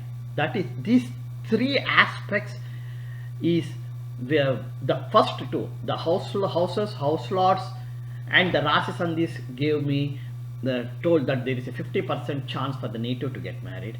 These three aspects has further dropped that chance, that 50% chance further down. So the window of opportunity for this particular native to get married is so small that only the Vim Sothari Dasa or any other transit planets alone can make this event to happen. The event is the possibility of getting married. But if the native gets married, it's clearly visible that the native will have a very tough life when it comes to the marital life. Having gone through the details about the D1 chart, the next thing is to look at the Vim Sothari Dasa. The native was born in 1977. So if with the assumption that the native has financially, socially and economically have the ability to get married, is ready for getting married, that means you have to go all the way till 2002. That's 2002 January, that's when the native will be 25 years old. So I know it is not, it's uncommon in India at least for a native to get married at the age of 25. Generally speaking, it will be after 26 or 27, but just for our analysis purposes, we'll take 22. And now the reason I took 22 is when you look at the Vim Sothari Dasa, Jupiter Mahadasha started in 1998 and it went all the way till 2014. So the 2002, when the native is 25 years old, it is the Mercury Antaradasa that started close to Mercury in November 2002. Mercury Antaradasa started. So Jupiter is the 4th and 7th house lord. Mahadasha is running. Mercury is the first house lord, residing in the 4th house, co-joined with the 12th house lord. So Mercury Antardasa is running. As soon as, and this Mercury Antardasa goes all the way till 2005, that means 28 years old. Yeah, approximately 28 years old. So as soon as anyone sees the Mahadasa and Antardasa, there is a possibility for the person to rush to a conclusion that this particular native will be getting married between 2002 November and 2005 February. That's almost 28 years old. Either will be entering 28th year or completing 28th year, one of those two. This is what, when you look at the Vim Sothari Dasa. But the reality is, based upon the D1 chart, we had already checked how what is that called, the Jupiter is the functional malefic planet here. So when the Jupiter is a functional malefic planet residing in the 8th house, the chances for the native to get married will be reduced by at least 50%. That's what I noticed it. And then Mercury is the Antardasa. It's very nice. The first house lord, if we consider Mercury as the first house lord with the Rashi Lagna, the Lagna is in Rashi Sandhi. So if we assume the Lagna as Virgo and Mercury as the first house lord, then it is perfectly fine for the possibility for this particular native to get married between 2002 and 2005. If we assume that the Rashi Sun, the Lagna is Libra and not Virgo, then also it is perfectly fine, because the 6th house lord is in the 7th house, Rahu is in the 1st house, but Mercury is the 12th house lord. So the question comes is, why did it not happen? Now we know that the native is unmarried as of July 2020. Let's look at from a different perspective. Rather than figuring it out when is the possibility for a native to get married, from here onwards we have to I will be doing the analysis of why didn't the native get married. Now first, the Jupiter Mahadasha, the 8th house lord residing in the 8th house, 50% chances are gone. Mercury is in the 4th house from Rashi Lagna. It is co-joined with the 12th house lord, but it is also co-joined with the 8th house violent planet Mars. So from Moon, Mars is in the 7th house. Even though we look for the position of Mars from Moon, in general, whether it is male or female, if Mars is in the 7th house from Moon, natal Moon, it is always considered to be as a Kuchadosha, and two things are sure to happen. Number one, delay in marriage, that is for sure. Number two, if the marriage was happened, the marital life will be, I should say it as chaotic. That's the simplest way to say. So because of that reason, from between 2002 and 2005, the native could not get married. The Ketu Mahadasha, Antardasa is, forget it, nothing is going to happen. So we have to jump all the way to Venus Antardasa, which is in 2006 January. So 2006 January is almost as 4 years, that means 29 years. So the native completed his 28th birthday and enter 29th year, or completed 29th year and enter the 30th year, depending upon how you look at the age.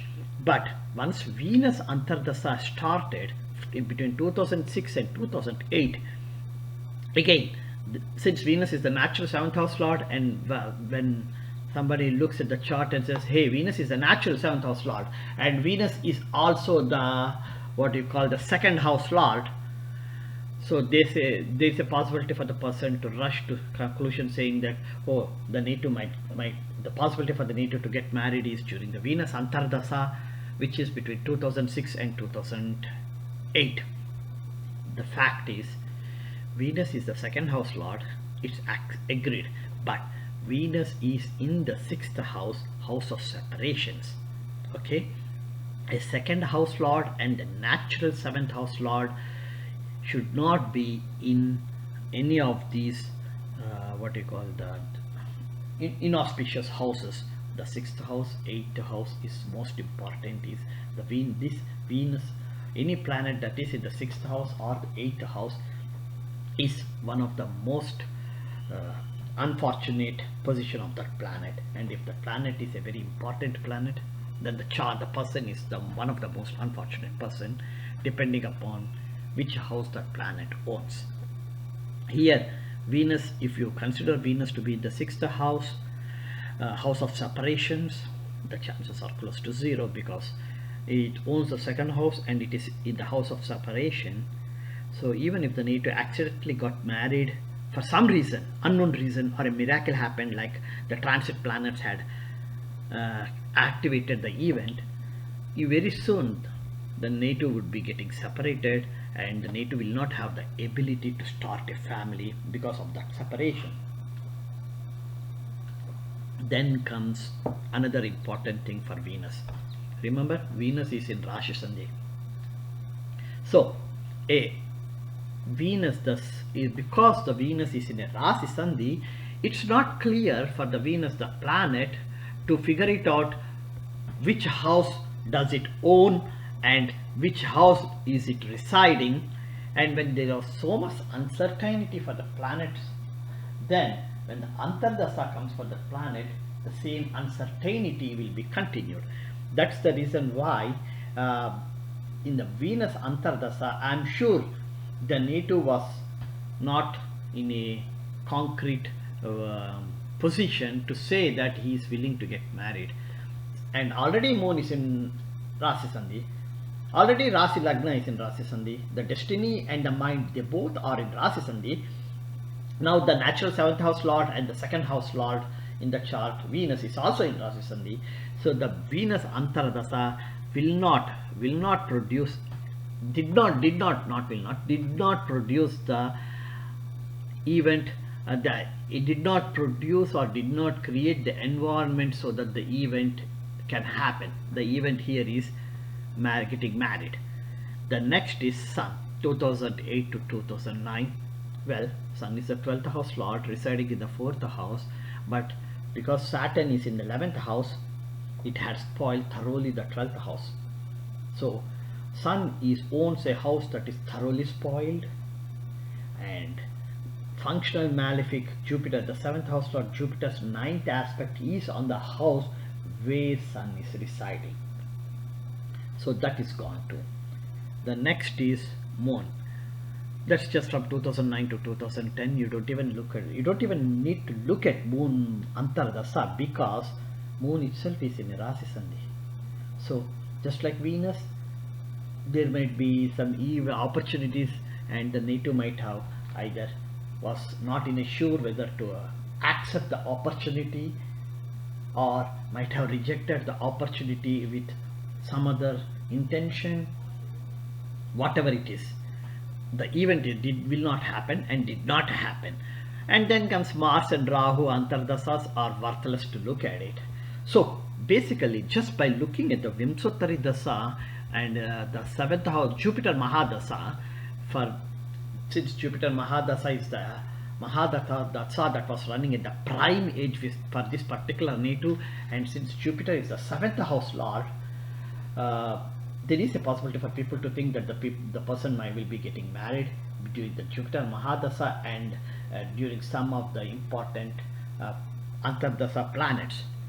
And now, after going to the whole D1 chart, I just explain why this particular native could not get married during the Jupiter Mahadasha and the most important planets Antar.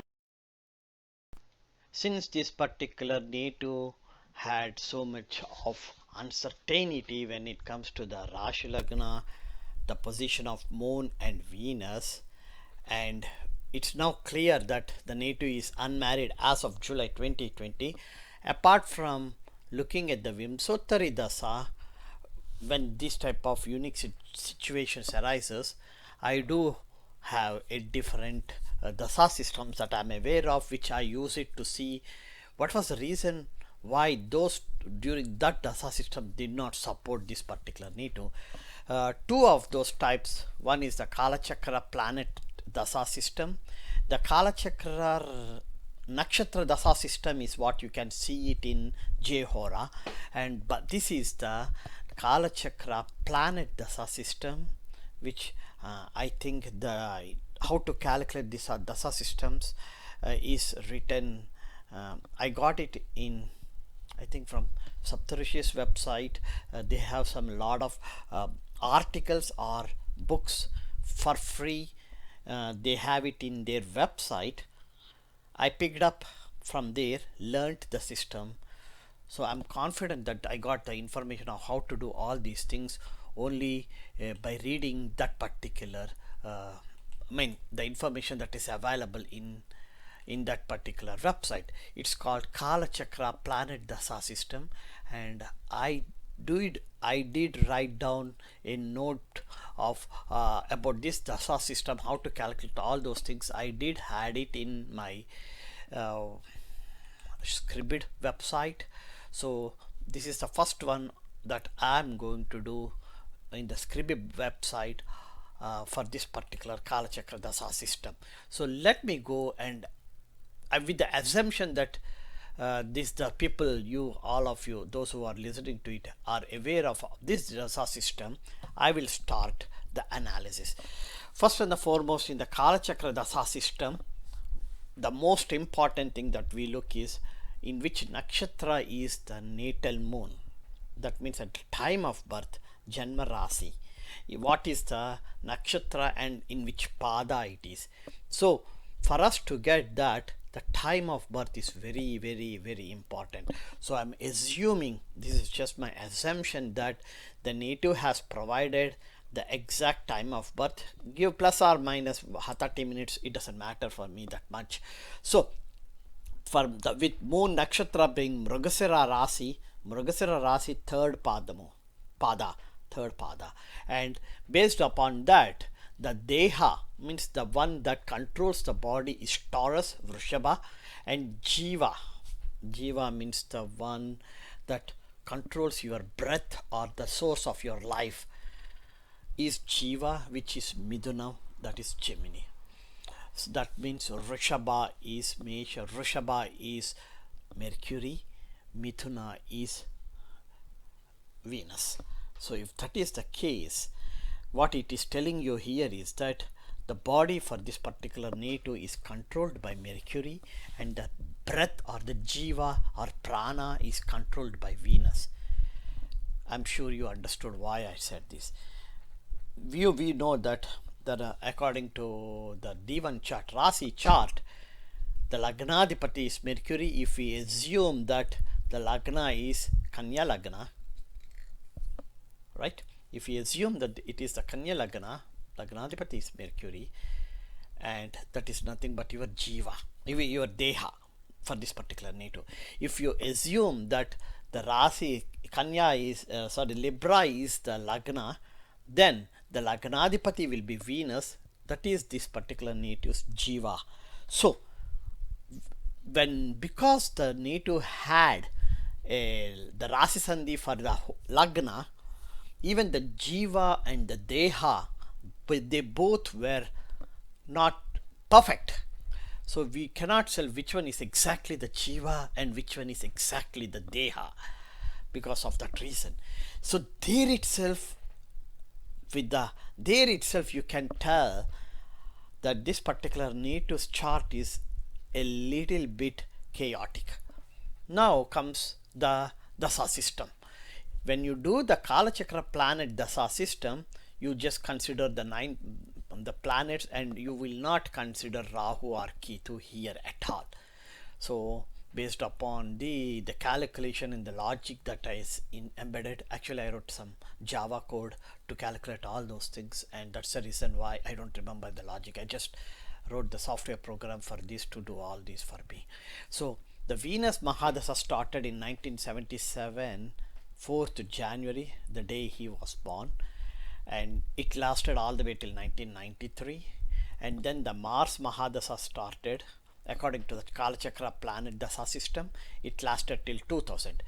Now comes year 2000, 4th January 2000. That means the native will be 23 years old. Yes, that's the biologically, that's the age when the person can get married and prepare for progeny So if that is the case, at the age of 23, Jupiter Mahadasha started. Remember, that's when the right age for the progeny started for this particular native to reproduce the species, means have children. It was a Jupiter Mahadasha. Jupiter is the 4th and 7th house lord for this particular native. So as soon as I saw this, I was like, yes, the native should have got married during the Jupiter Mahadasha, which was between 2000 January till 2010 January. That means Jupiter Dasa had been there for 10 years, from starting the age of 23 and ending at the age of 32 or 33. And that is the prime time for any person to get married. And here Jupiter, in general, like I said earlier, in general, Jupiter always supports the person to get married if the Mahadasha is in the prime age. And now, since Jupiter is the 7th house and 4th house lord, it is sure that it's going to help the native. Unfortunately, Jupiter was in the 8th house and became a functional malefic. 50%, it was dropped, as I said earlier. I had to drop the possibility by 50%, half of it. So now we have this Jupiter in this 10 years time, we have only 50% possibility for this particular native to get married. Now in this 50%, let's go and look at the Antardasas. The first Jupiter / Jupiter is in 2000 to 2001. That is when he is 23 and 24 years old. Chances are close to zero according to Indian culture and traditions and the socio-economic situations, unless and until this native is a very rich person and there is no need for a job for him to get married and start a family. If that is not the case, then the chances are close to zero for any male in India to get married before the age of 26. So I'm jumping all the way till 2002. In 2002, the native will be 25. Yeah, the native will be 25 years old. 2002 to 2003. So I'm jumping to the Jupiter / Mars Dasa. Means Jupiter Mahadasha and Mars Antardasa is starting in 2003. That's when the native is 26 years old, and the Mars Maha Antardasa, nothing has happened between 2003 and 2004. Like I explained earlier, Mars is the 8th house lord residing in the 4th house, and there is a Parivartana Yoga between Jupiter and Mars. Not only that, Jupiter's 9th aspect is again on the house where Mars is residing, and Jupiter being functional malefic here, even though he is the 7th house lord, him being the functional malefic and Mars being a violent planet and the 8th house lord, there's no chance for the particular native to get married. By the way, I should say there's no chance for this particular person to get married in a conventional way. If the native had decided to marry in an unconventional way, there's an article that video presentation that I did it about how the 8th house helps the natives to get married in an unconventional way. Had the native chosen an unconventional way to get married between 2003 and 2004, he would have got married then, which looks like the native had not chosen the unconventional way, so he remained unmarried then. Next comes the Venus Antardasa, which is from 2004 to 2006. Wow, this is the best time. Yes, this is the best period for the native to get married, is between 2004 and 2006. That means he will be somewhere around 2004 means 27, 28, 29, 30. Yeah, somewhere in that that age group. He did not get married. So let's go like why didn't he get married? Venus is the second house lord and the ninth house lord, right? Yeah, Venus is the second and ninth house lord. Unfortunately, Venus is in the sixth house, the house of separations. So when the ninth, and also Venus is in Rashi Sandhi. One more thing we need to keep in mind. Don't forget that Venus is still in Rashi Sandhi according to the time of birth. And if the time of birth is assumed to be correct, this Kalachakra planet Dasa system that I calculated also assumes that the time of birth that I provided is correct, that whatever you see here at 1:20 a.m.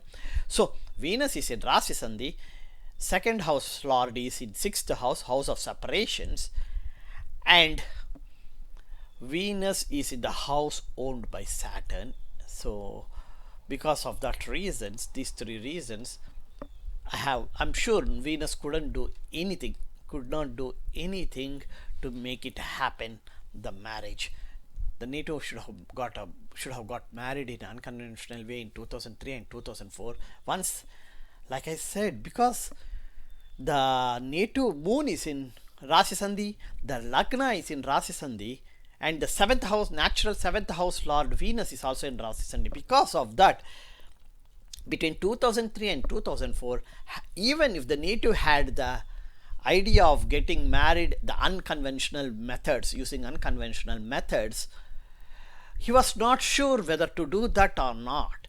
Emotionally, physically, mentally, the native might not have been prepared or not sure, and because of that fickle mind, he might have skipped that opportunity. That's what I'm guessing, because I have no idea anything about this particular native. So when you're doing a chart analysis for a stranger, you just guess certain things as the possibilities, and I could guess it because I was born and brought up in India and I know the Indian culture and traditions. It's much easier to make a guess when you know the environment, the socio-economic, cultural and religious environment, then it is much easier to guess it. So the next one is Jupiter / Mercury, which is between 2006 and 2007. Mercury, it's not possible because Mercury is in the fourth house. The Lagnadipati is in the fourth house, and in the fourth house it is co-joined with the 12th house lord and the violet planet Mars, and it is getting the functional malefic Jupiter's ninth aspect on Mercury. So it's not going to happen. The last one is again it comes, Venus comes again in 2007 to 2009. It did not happen. So the Jupiter Mahadasha from 2000 to 2010, nothing has happened for this particular native. There was an opportunity. The native could not avail the opportunity. Planetary combinations only provide an opportunity for an event to happen, but it will not guarantee that the event will happen. It's up for the native to sense that opportunity and then make a decision whether to use the opportunity or skip the opportunity. Looks like here the native had skipped the opportunity in 2003, 2004, and until 2010 nothing can happen.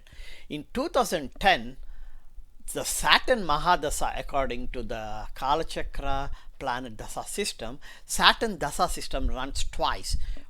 It ran first in 2010 to 2014, and again it will ran from 2014 to 2018. So overall Saturn Dasa system ran for 8 years, all the way for 8 years, and that's exactly the time the Netu had so much of stress, because if you look at the transit planet analysis system, when you look at the transit Saturn, because the Saturn Mahadasha is running, if you look at transit Saturn was in the first house all the way until 2012, and from 2012 till 2014 transit Saturn was in Libra, exalted there. Transit Saturn was exalted in the second house, and it has co-joined with natal Rahu, looking at its Jupiter, the 8th house, where the 7th house or 4th house lord Jupiter is residing. So that transit Saturn, when it was there from 2012 till 2014, or that transit Saturn, during that period, nothing will happen there. And exactly during the same time, from 2012 till 2014, transit Rahu also entered Libra, co-joined with exalted transit Saturn, and now it co-joined with natal Rahu in the second house, looking at having a direct aspect with the 7th house lord Jupiter in the 8th house. Boom, nothing is going to happen.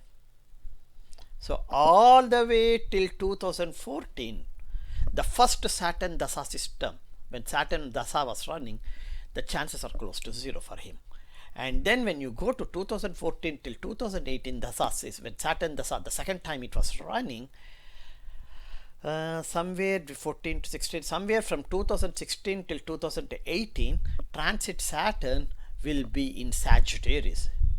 Remember, recently, that was just 2 years ago, transit Saturn was in Sagittarius, and that's exactly where you have the 4th house, 12th house lord Sun, Saturn's bitter enemy, Mercury, the Lagnadipati, and 8th house lord Mars, the most violent planet. So those 3 natal planets have co-joined with transit Saturn between 2016 and 2018. So the chances became close to zero. And of course, they are all having a direct aspect with the moon, who is the 11th house lord, house of desire, and natal Saturn is residing in the 11th house.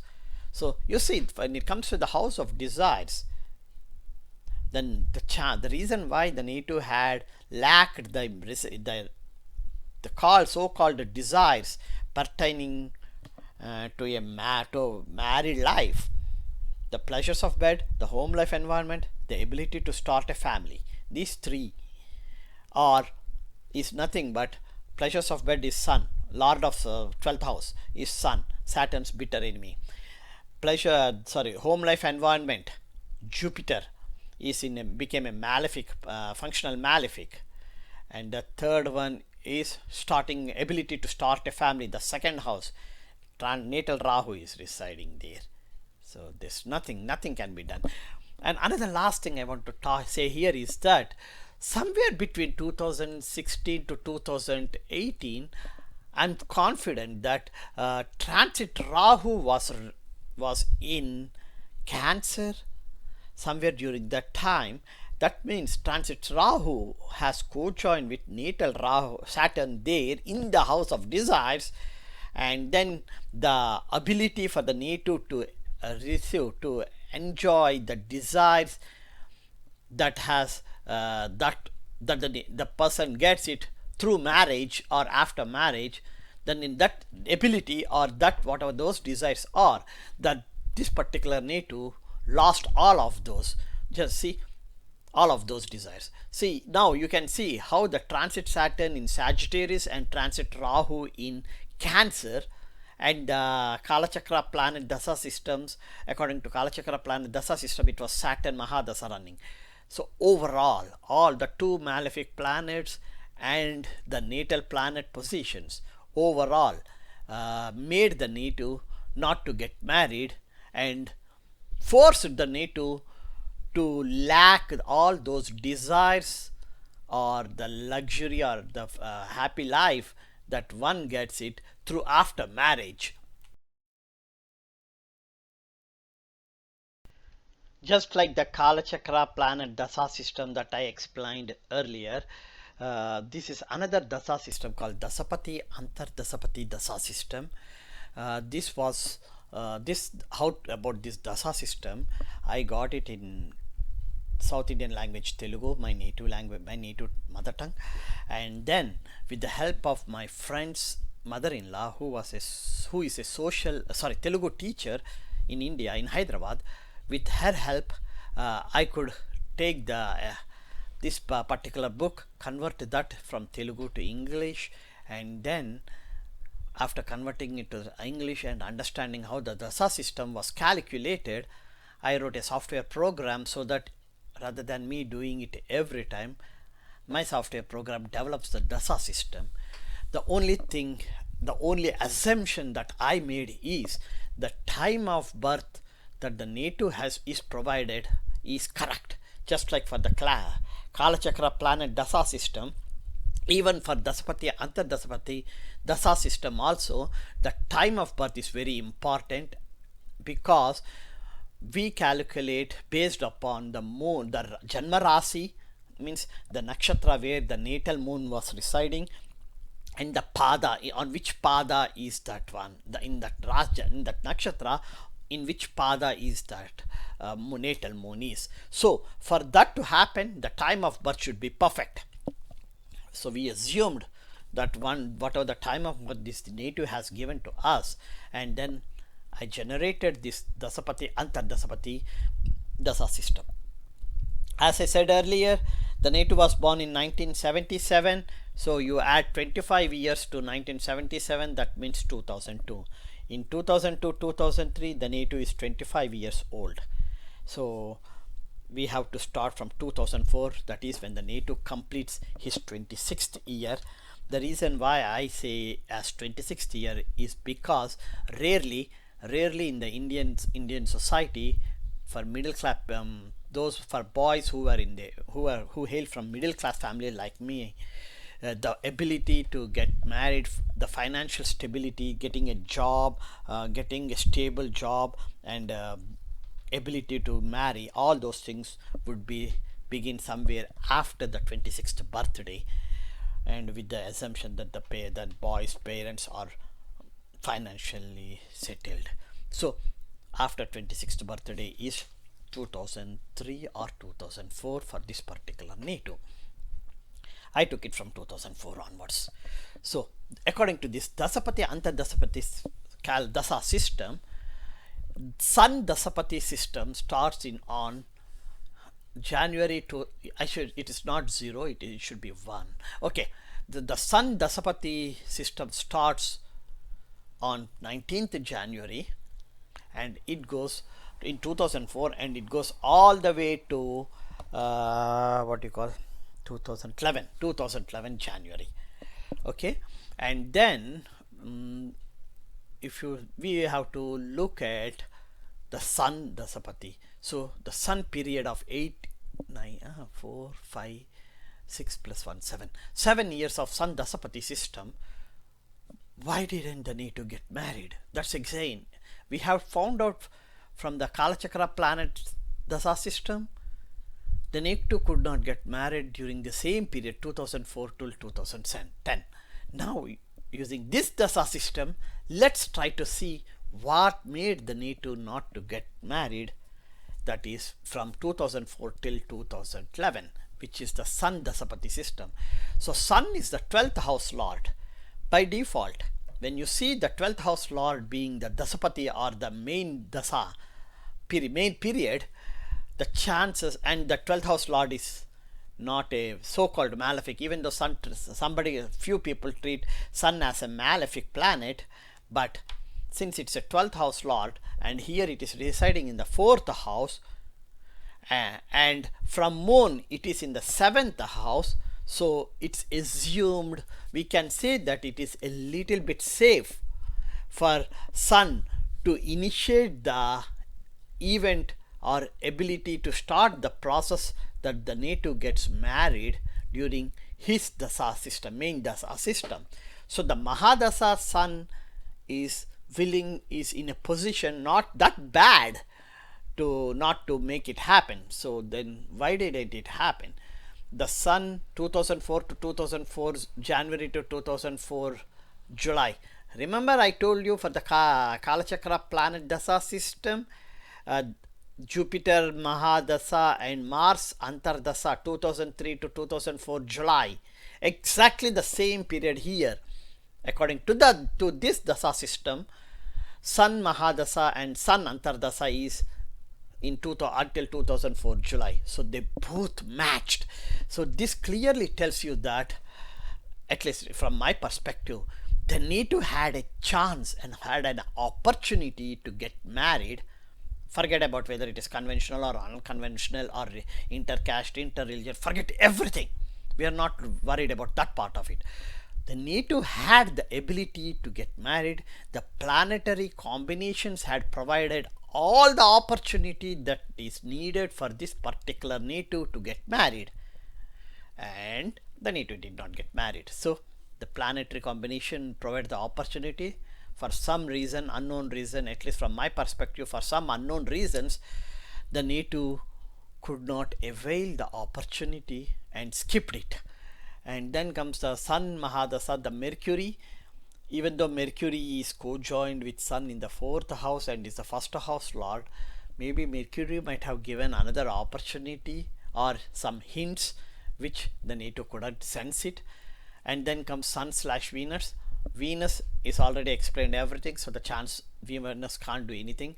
Sun / Mars from Moon. Mars is in the 7th house, which is nothing but a Kuja dosha in general for both male and female. And when from Moon, when Mars is in the 7th house, that is nothing but there will be a delay in marriage. So Sun / Mars period did not happen. And then Sun / Jupiter, I have no idea. And then you keep looking at it, the same planets are repeating, but unfortunately something went wrong somewhere. And even though the Sun has given the opportunity for the native to get married, and during some of the Antardasas, the planets whose Antardasa was there, they might have also given an opportunity for the native to get married. For some peculiar reasons, the native did not get married, which we do not know. The next thing is from 2011 till 2018, that is recently. Mercury Dasapati system is running from 2011 till 2018. And Mercury is the, if you consider the Lagna as Virgo, Kanya, then Mercury is the Lagnadipati residing in the 4th house. And if you consider Libra, Tula Rasi, Tula as Lagna, then Mercury is the 12th house lord. Either of the way, Mercury is in a right place, right place, owns the right houses and residing in the right place. Unfortunately, it has co-joined with the 8th house lord Mars. 8th house is a malefic house, is not an inauspicious house. 8th house lord Mars, that's another point. Mars is another violent planet. And then it has the 9th aspect of Jupiter is on 4th house. So that means Mars, the functional malefic 7th house lord Jupiter residing in the 8th house became a functional malefic, is now looking at Mars. Along with Mars, it is looking at Sun and Mercury too. So when a functional malefic planet is looking at these important planets, Sun and Mercury, the strength that these planets have to make the event happen gets diminished. And this might be the another reason why the Mahadasas are not that strong, the Antardasas are not that strong, and whatever, even the opportunity that the native got, when the opportunity was so minimal that the native got it, even the native did not either sense the opportunity or did not use the opportunity. Overall, until 2018 January, Sun Dasa system and Mercury Dasa system did not provide the strength for the event to happen, and the native was not like I said, the native was not mentally fixed to go whether to get married or not, or it was like in a dilemma for most part of the time.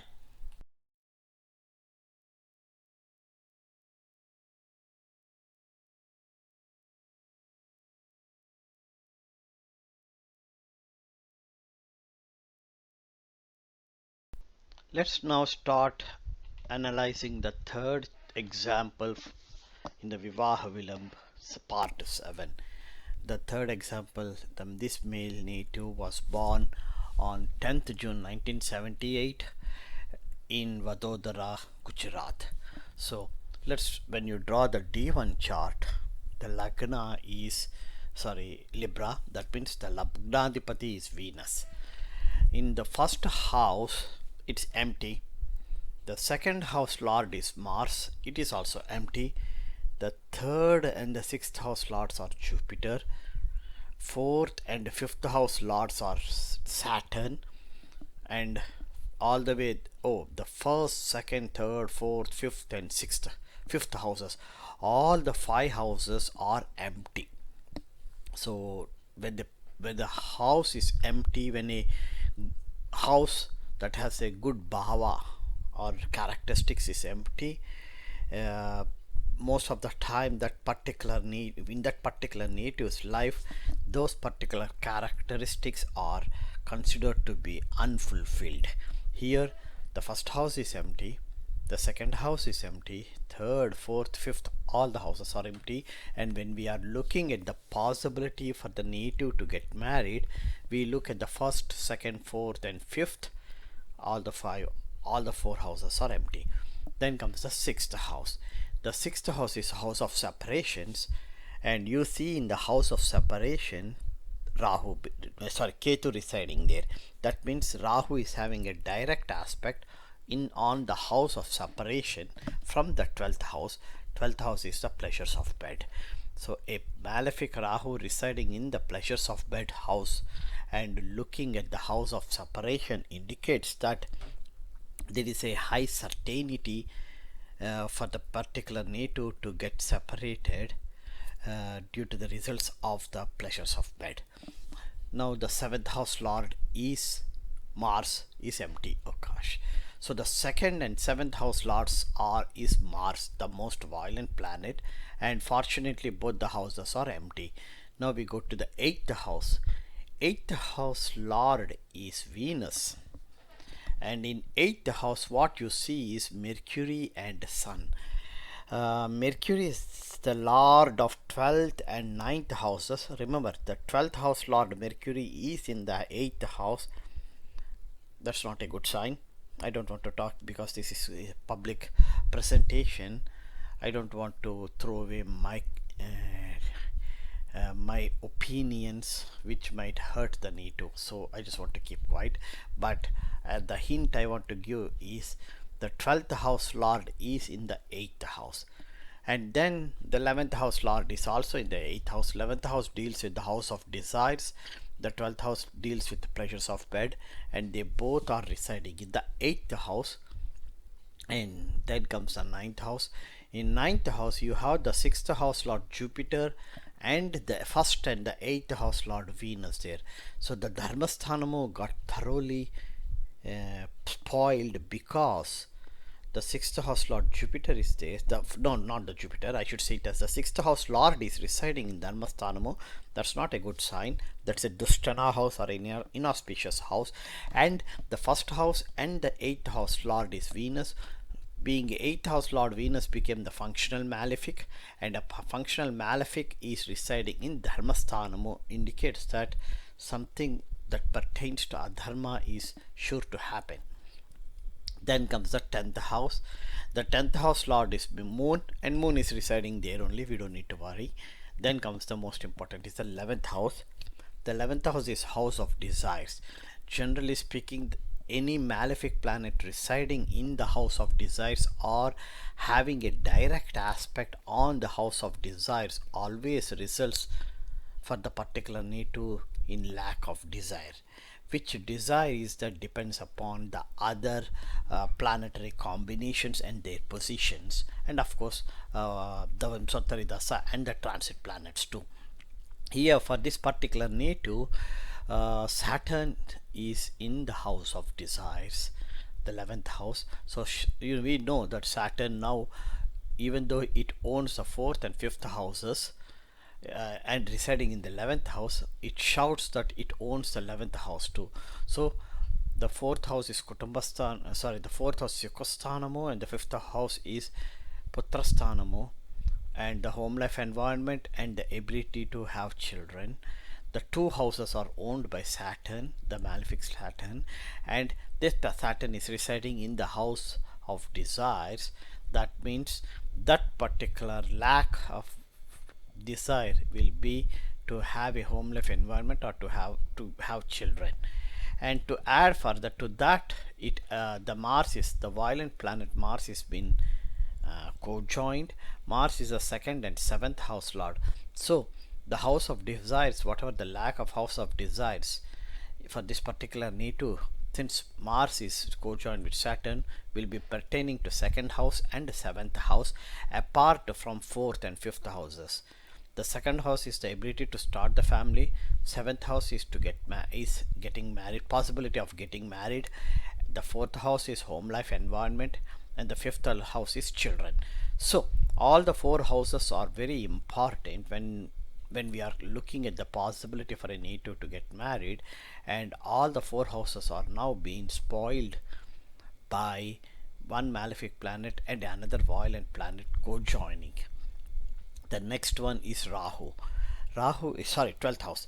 Rahu is in the 12th house, so the 12th house is completely dynamic or unstable, uncertain what exactly might happen there.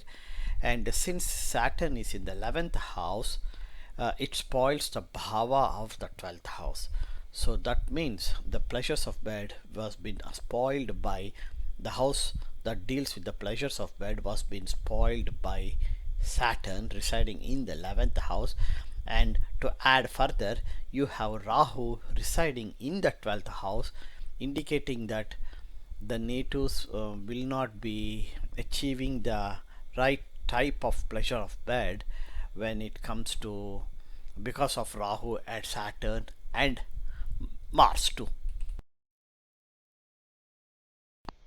After done with the house lords and the house residences, let me go and look at, as usual. Oh, by the by, before I go to that, if you look at the chart, the Rahu, all the planets are in between the axis of Rahu and Ketu. That indicates that the native is having Kalasarpa Yoga or a dosha, depending upon the way you look at it. If you look at it, since Rahu is in the 12th house, some people assume that the 12th house and the 6th house, the axis is between 12th house and the 6th house, so that Kalasarpa dosha will be something that pertaining to the 12th house and the 6th house. 6th house deals with house of separations when we are looking for the native's chart for the possibility of getting married, and 12th house deals with pleasures of bed. So the house of separation and the pleasures of bed is the axis, and the decision whatever happens will be in between these two. And then comes the Rashi Sandhis. Fortunately, Rahu, which is forming the Kalasarpa Yoga, is not in a Rashi Sandhi. That's the most advantageous planet position that this native had in his chart. Otherwise, that native's life would have been completely different. And Mars and Saturn are only two in Rashi Sandhi.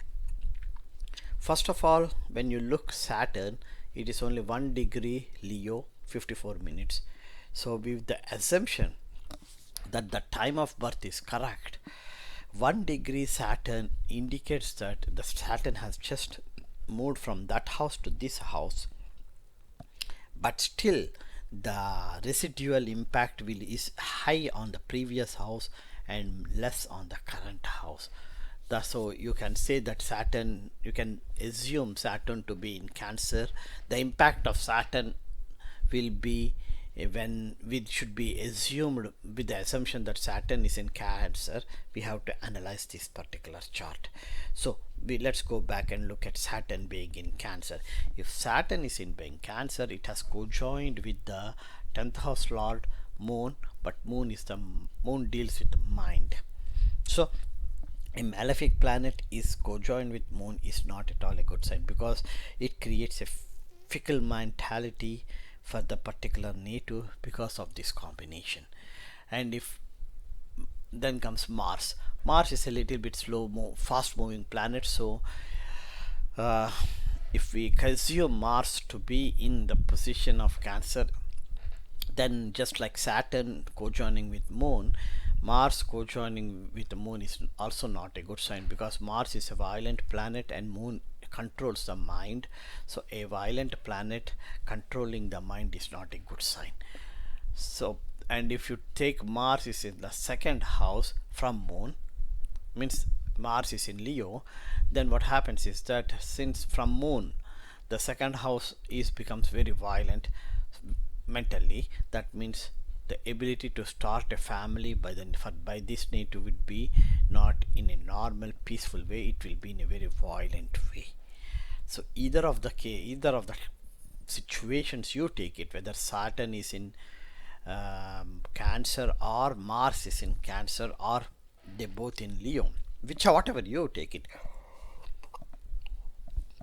whichever way you do it, one thing is for sure is that from the position of with respect to moon from Chandra Lagna, this combination, plan Saturn and Mars combination is not at all a good sign. And to add further, them being in a Rashi Sandhi is extremely bad combination. Having completed the what do you call the houses, the house lords, the Rashi Sandhis, the last thing I do is look at the aspects of the important planets. First and the foremost, as usual, the Lagnadipati, the first house lord is very important. The first house lord is Venus. First and eighth house lord is Venus. Venus is in the ninth house, so it has a direct aspect on the third house. The third house lord is Jupiter, and Venus has co-joined with the third and the sixth house lord is Jupiter, and Venus has co-joined with Jupiter. So the Lagnadipati and the eighth house lord is co-joined with the sixth house lord. That itself is enough to tell that when the Lagnadipati and eighth house lord residing co-joined with the sixth house lord indicates that there will be some sort of when it comes from the marriage or marital life, there is some sort of an assurance that a separation is sure to happen for this particular native during his marital life. Second house lord is Mars.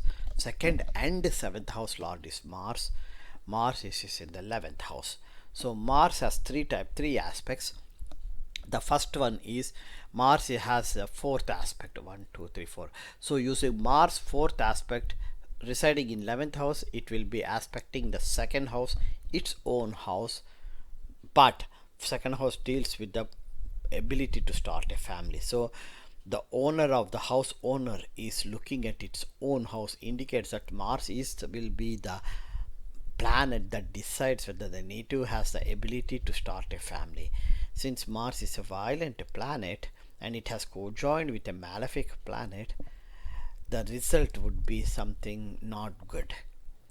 Mars residing in the 11th house, the direct aspect will be on the 5th house. The 5th house owner is Saturn, and Mars has co-joined with Saturn. 5th house deals with Putrasthanamo. So Mars is now second house, looking at second house and the 5th house. So those two houses are very important when it comes to marital life. Mars 8th aspect is on the 6th house. 6th house is a house of separations. So the 2nd and 7th house lord is looking at the 6th house is not at all a good sign. So when it comes, this tells you that accidentally, if the native got married, Mars would make sure that the violent planet Mars will make sure that the native will have some sort of a violent environment to start the family, and also when the same having a violent environment to have children, and these two violent environment results in the native to get separated. That's the 6th house result. And then after Mars, because Mars is the second house lord, we did it. And then Jupiter is the sixth house lord. I'm not looking at the other things. Jupiter is the sixth house lord. So Jupiter's fifth aspect is Jupiter is in the ninth house. The sixth house lord is residing in the Dharmasthanamu, and its fifth aspect is on the first house, Tanusthanamu, and the first house lord is Venus, and Jupiter has already co-joined with Venus. So the sixth house lord is now so much concentrated on the first house because the first house lord is co-joined with him. So the native's intention, destiny is for sure to get separated if the native got married.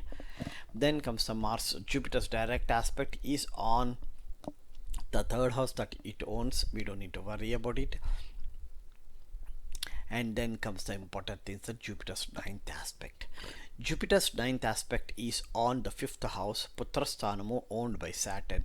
Remember, Mars' direct aspect is on the fifth house. Jupiter, the sixth house lord's direct aspect is ninth aspect is on the fifth house. So the fifth house now got aspected by, and the lord of the fifth house is Saturn. Oh, that's another thing. Even Saturn has a direct aspect on the fifth house too. So the Putrasthanamu got so much afflicted because of Mars, Saturn, and Venus and Jupiter. And the last thing is Saturn. The reason why I looked Saturn is because Saturn owns the fourth and fifth houses. So for Saturn, the third aspect for Saturn is on the first house. Oh, great. So Jupiter's fifth aspect is on the first house. Saturn's third aspect is on the first house. So the Tanusthanamu got completely spoiled because of these two aspects. And then Saturn's direct aspect is on the fifth house. 7th, 8th, 9th, 10th. Oh, wow. And Saturn's 10th aspect, look at it. Saturn's 10th aspect is on the 8th house. That's a very bad sign, because Saturn 10th aspect is on the 8th house, where Mercury and Sun are residing. Saturn's third aspect is on the first house. Saturn's 10th aspect is on the 8th house, and for both the houses the lord is Venus. Now, so in 8th house you have Sun. Sun is the lord of the 11th house, house of desires. That's where the Saturn is residing, and Saturn is yelling that it owns that house. Actually, it is owned by Sun. Sun is being its bitter enemy. Now because Saturn is residing in the house owned by its enemy, it is sure to spoil that house completely. And now with its 10th aspect, it is also looking at the enemy, so the spoiling of the 11th house will be further amplified. And then comes the most important is Mercury. What is Mercury?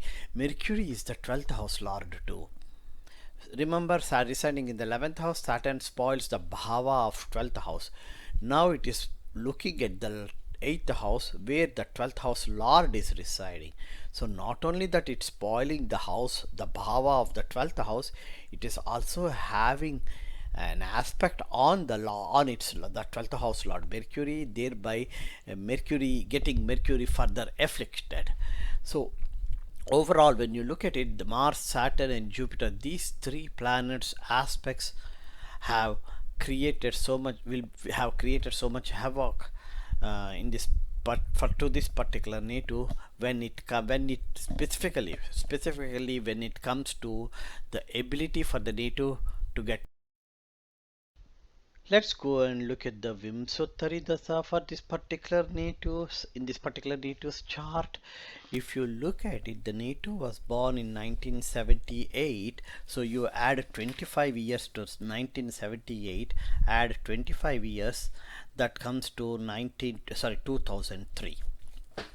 So in 2003-2004, the native will be 25 years old. So we have to look for the Vim Sothari Dasa, whose Mahadasha is running after 2004 or 2003 or 2004, something close to that. So the closest one that I see is Venus here. So the Lagnadipati's Mahadasha started in 2002, and it's going all the way till 2022. Actually speaking, if the Lagnadipati's Mahadasha is running, there are a lot of positive things that can happen for that particular Netu during, if provided the Lagnadipati is a benefic planet. Here the Lagnadipati is Venus, and Venus is also the lord of the 8th house. So when Venus is the lord of the first house, it's okay, it's in a good sign. But being the lord of the 8th house, it became a functional malefic. And when the functional malefic Mahadasha is running, it does not produce any good results. And let's go further a little bit deeper and to see where is Venus. Venus is in the 9th house, but it has co-joined with the 6th house lord Jupiter. Okay, so because of that reason, because it has co-joined with the 6th house lord Jupiter, the Venus planet got further afflicted. So Venus Mahadasha will not produce any positive good results in general. I'm not talking about just the ability to start the family, but in general. And now the question comes is, why didn't the need to get married during that period, during the Venus Mahadasha? In the Venus Mahadasha, Venus residing in the 9th house, its direct aspect is on the 3rd house. That's the only aspect it has, nothing else. So, and the 3rd aspect has no way related to marriage. And then comes the third house lord is Jupiter. That is, Venus is co-joined with Jupiter. Unfortunately, the same 3rd house lord with Jupiter is also the 6th house lord, which is the house of separations. So because the Venus has co-joined with the house of separations lord Jupiter, and it is the 8th house lord, a functional malefic, the chances for even if the Netu got married, the chances for the Netu to get separated is extremely high during this period. There's no hope for it. So now let's go and look at from the moon Chandra Lagna. We'll assume from Chandra Lagna what is the possibility for during the Venus Mahadasha. That's the first thing. From moon, Venus is the 11th house lord and the 4th house lord. The 4th and 11th house lord Venus is residing in the 12th house.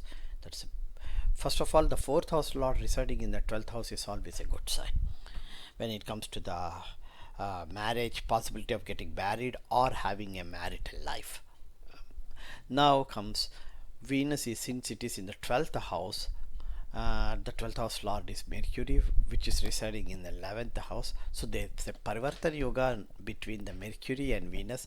So that is the 11th and 12th house lords from Chandra Lagna. That's a positive sign. But the question comes is, where was the problem? If you look from moon, Jupiter owns the 6th house. Okay, Jupiter, the 6th house from moon is a Dagdasthanamo or inauspicious place, and the lord for that particular house is by default a functional malefic.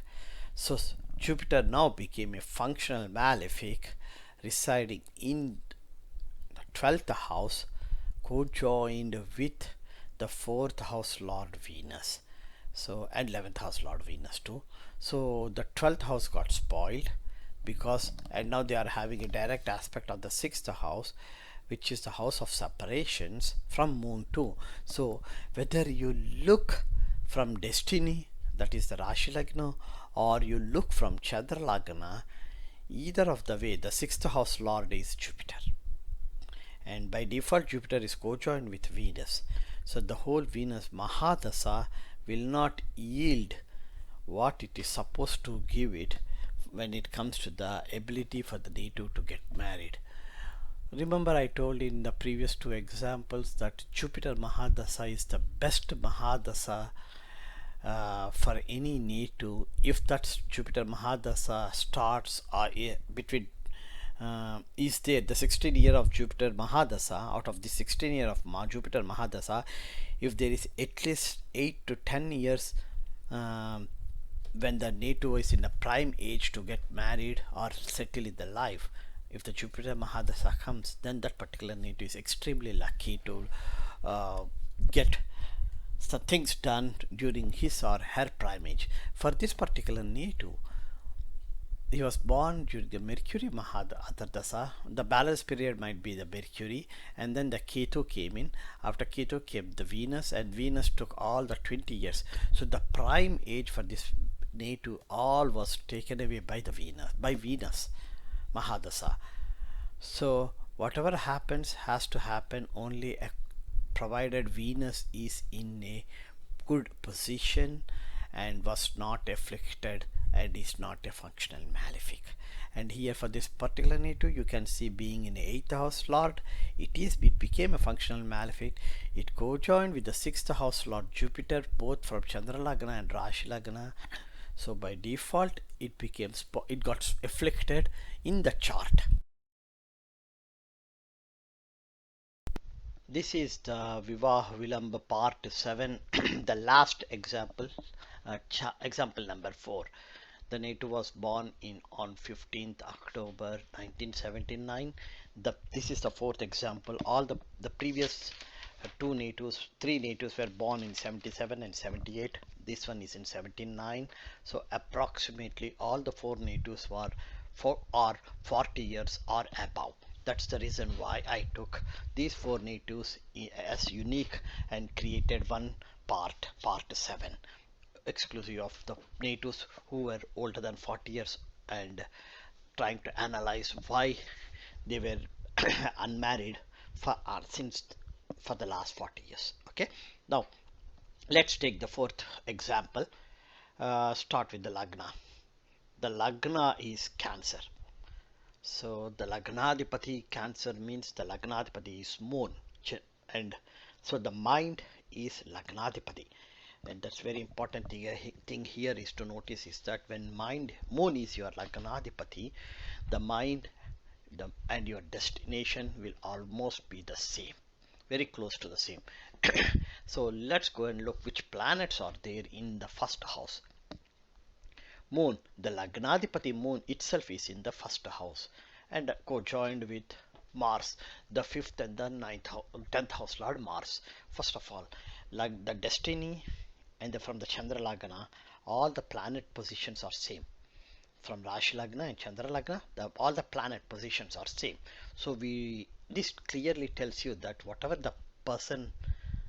comes up for the person in his mind will be his destiny. There is no second thought for him, like he thinks about one thing and the destiny is something other than what he thinks. No, that is not possible here. Whatever he thinks will be his destiny. And now so keeping that in mind, let's go and look at what is in the first house apart from Moon. It is the Mars. The most violent planet Mars is residing there. Since Mars is in the first house co-joined with Moon, it's going to look at the 7th and 8th houses, 4th, 7th and 8th houses, and while 7th house is the possibility of getting married, predicting the possibility of getting married.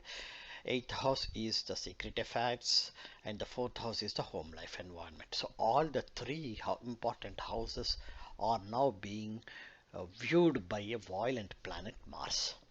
Now let's go to this. So that tells you that from the first house itself you will have an understanding about this particular native when it comes to the marriage and life after marriage. Then comes the second house. Second house lord is Sun. Sun is in the third house, and in second house, if you look at it, there are three planets: Saturn, Jupiter and Rahu.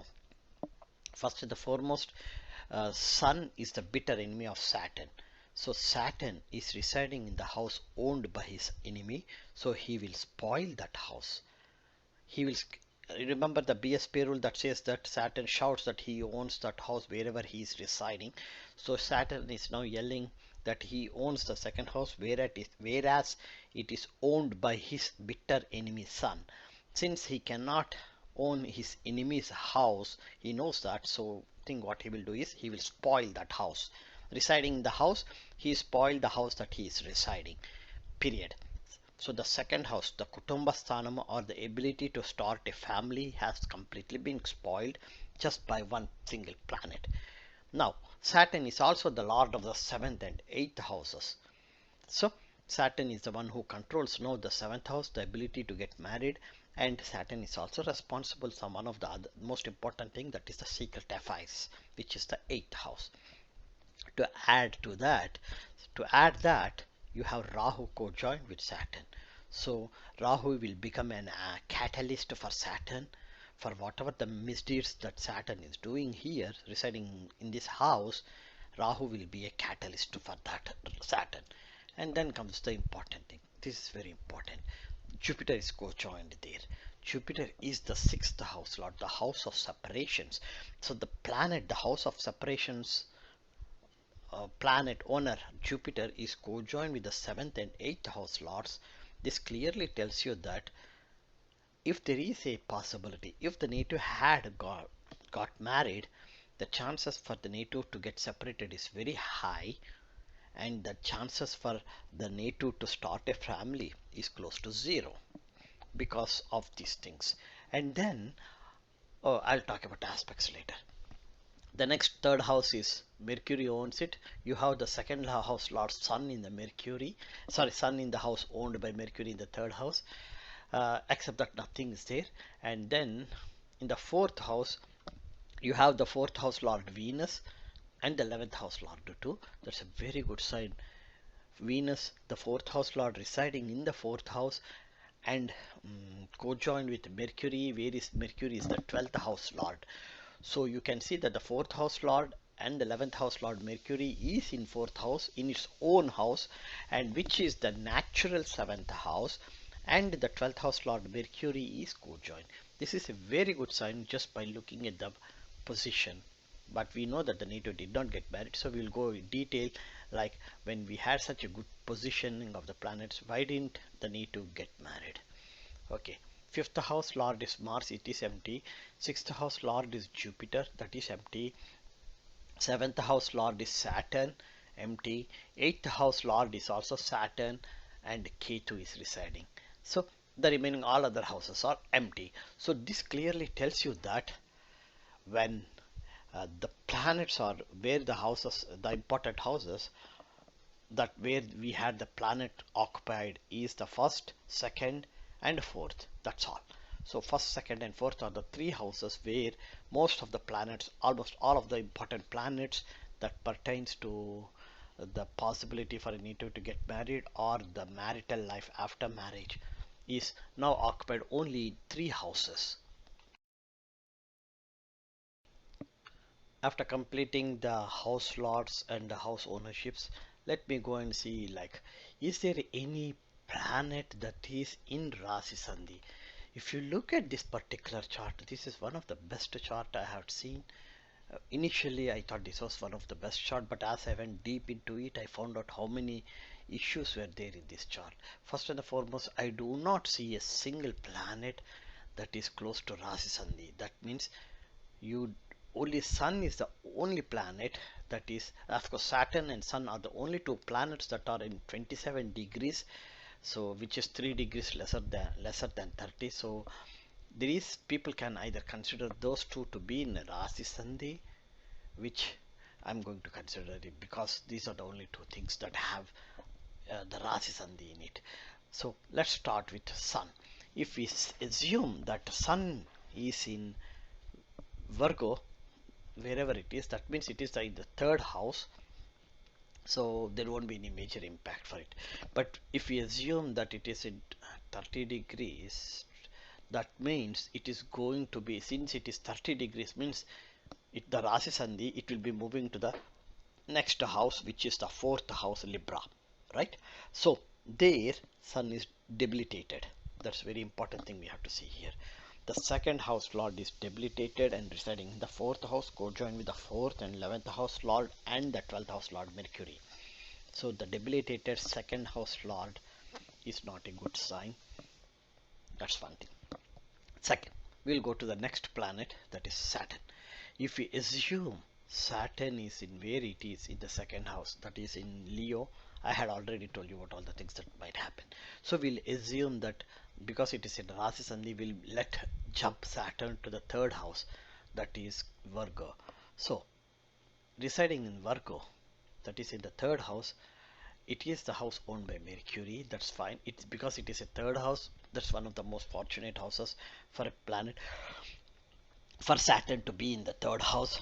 But when we assumed Saturn to be in the third house, and if we assume that there is no Rashi Sandhi for Sun, then Saturn has co-joined with Sun in the third house. That means the second house lord is co-joined with its bitter enemy, the seventh house lord Saturn.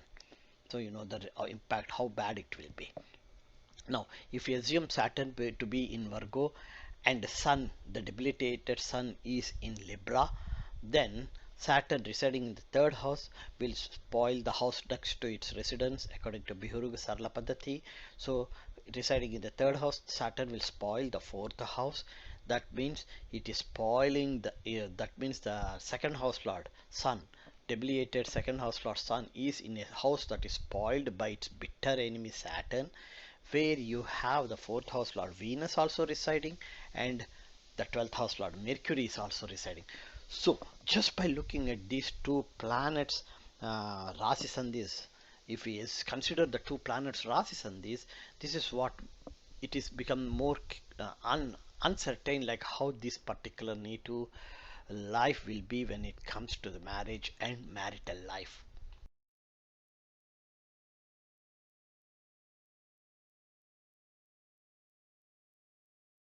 Finally, let's go and look at the aspects of these planets.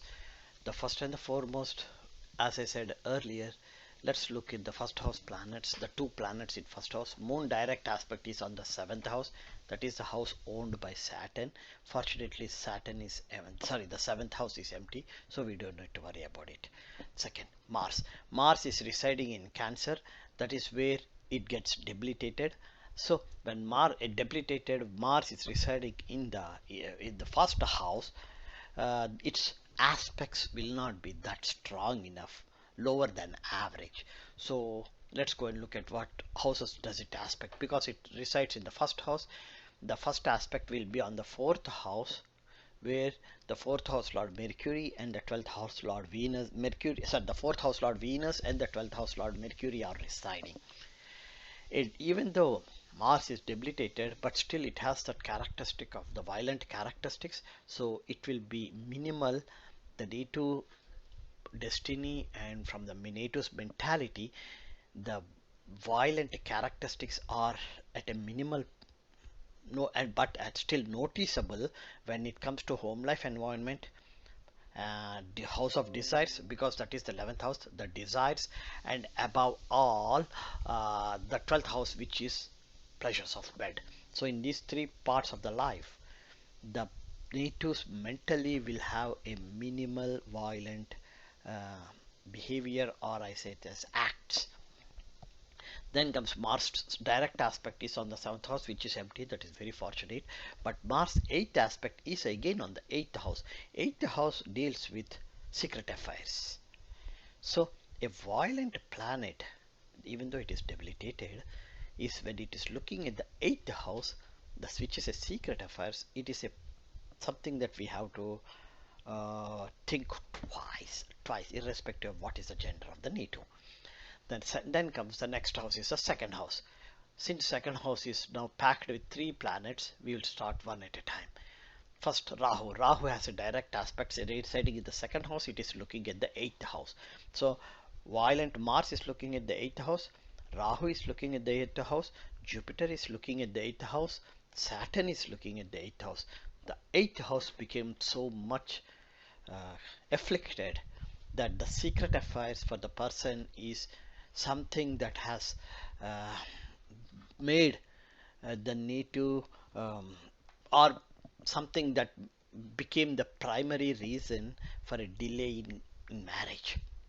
That's what I should say. I mean, I hope I'm wrong, because I don't, this particular native is a stranger to me, so I don't want anyone to take into full-fledged confidence that, but based astrologically speaking, that's what it is. Now comes the first planet that I want to look at. It is Jupiter. Jupiter is a 6th house lord. Jupiter's 5th aspect. Jupiter is residing in the 2nd house. Its 5th aspect is on the 6th house, its own house. Residing in the 2nd house and looking at its own house, the house of separation, and because it has co-joined with Rahu and Saturn, it became a malefic, functional malefic. So a functional malefic residing in the 2nd house, owning the 6th house and having an aspect on the 6th house is not a good sign. Now Jupiter's direct aspect is on the 8th house, and then comes Jupiter's 9th aspect is on the 10th house, which is owned by Mars, which is empty, so we don't need to worry about it. Next comes Saturn. Saturn's 3rd aspect is on 4th house. So when Saturn's 3rd aspect is on the 4th house, then it is going to look, it's going to have its 3rd aspect, it's going to look at the 4th and the 11th house lord Venus and the 12th house lord Mercury. Remember, Mars 4th aspect is on the 4th house, Saturn's 3rd aspect is on the 4th house. So the 4th house, the 11th house, the 12th house got thoroughly spoiled. There's no need to look at it. Saturn's direct aspect is on the 8th house, as I said earlier. It's not a good sign. And then Saturn, what you call the 10th aspect is on the 11th house, house of desires. That is empty, but the bhava of that house is house of desires, and the owner is Venus. Venus is also the 4th house lord residing in the 4th house. So Saturn's 3rd aspect is on the 4th house and the 4th and 11th house lord. Saturn's 10th aspect is on the 11th house. This just tells you, we don't need to go detail anymore. Just by looking at the D1 chart, it's crystal clear that this particular native, the chances for this particular native is close to 0 to get married, and accidentally if the native gets married, the chances for the native to have ability to start a family is close to 0. The chances for this native to get divorced or separated is very high. So the D1 chart is enough to talk about all this particular chart and see why the native was remained unmarried as of today. After going through the D1 chart, looking at all the other stuff, just for this particular native, I was like uncomfortable to just by looking at the planets in the D1 and their aspects and its rasis and these. I felt that is there any other strong reason for this particular native not to get married? And there are different ways I look at it. Just to cross check my conclusion before I conclude it, I cross check with other ways. Just like in the previous examples, I had looked at the Kala Chakra planet Dasa system and Dasapati Antar Dasapati Dasa system along with Vim Sothari Dasa system.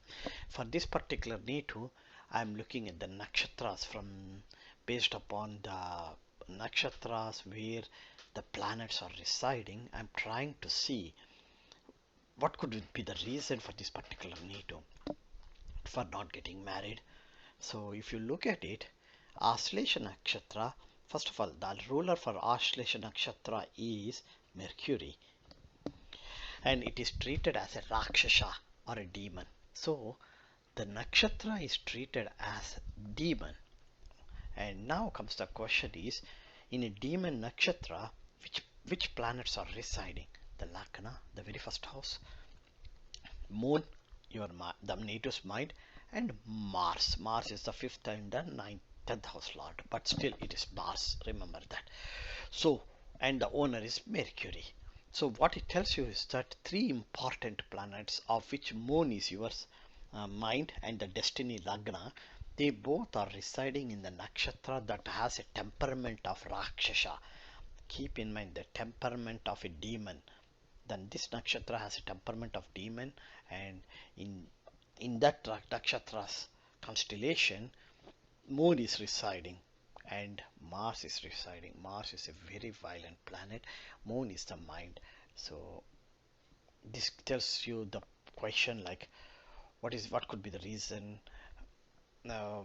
Maybe somebody might have seen his charts. Some professional astrologers who are well versed might have seen the chart through the nakshatra basis and might have given a second thought whether to let the native get married or not.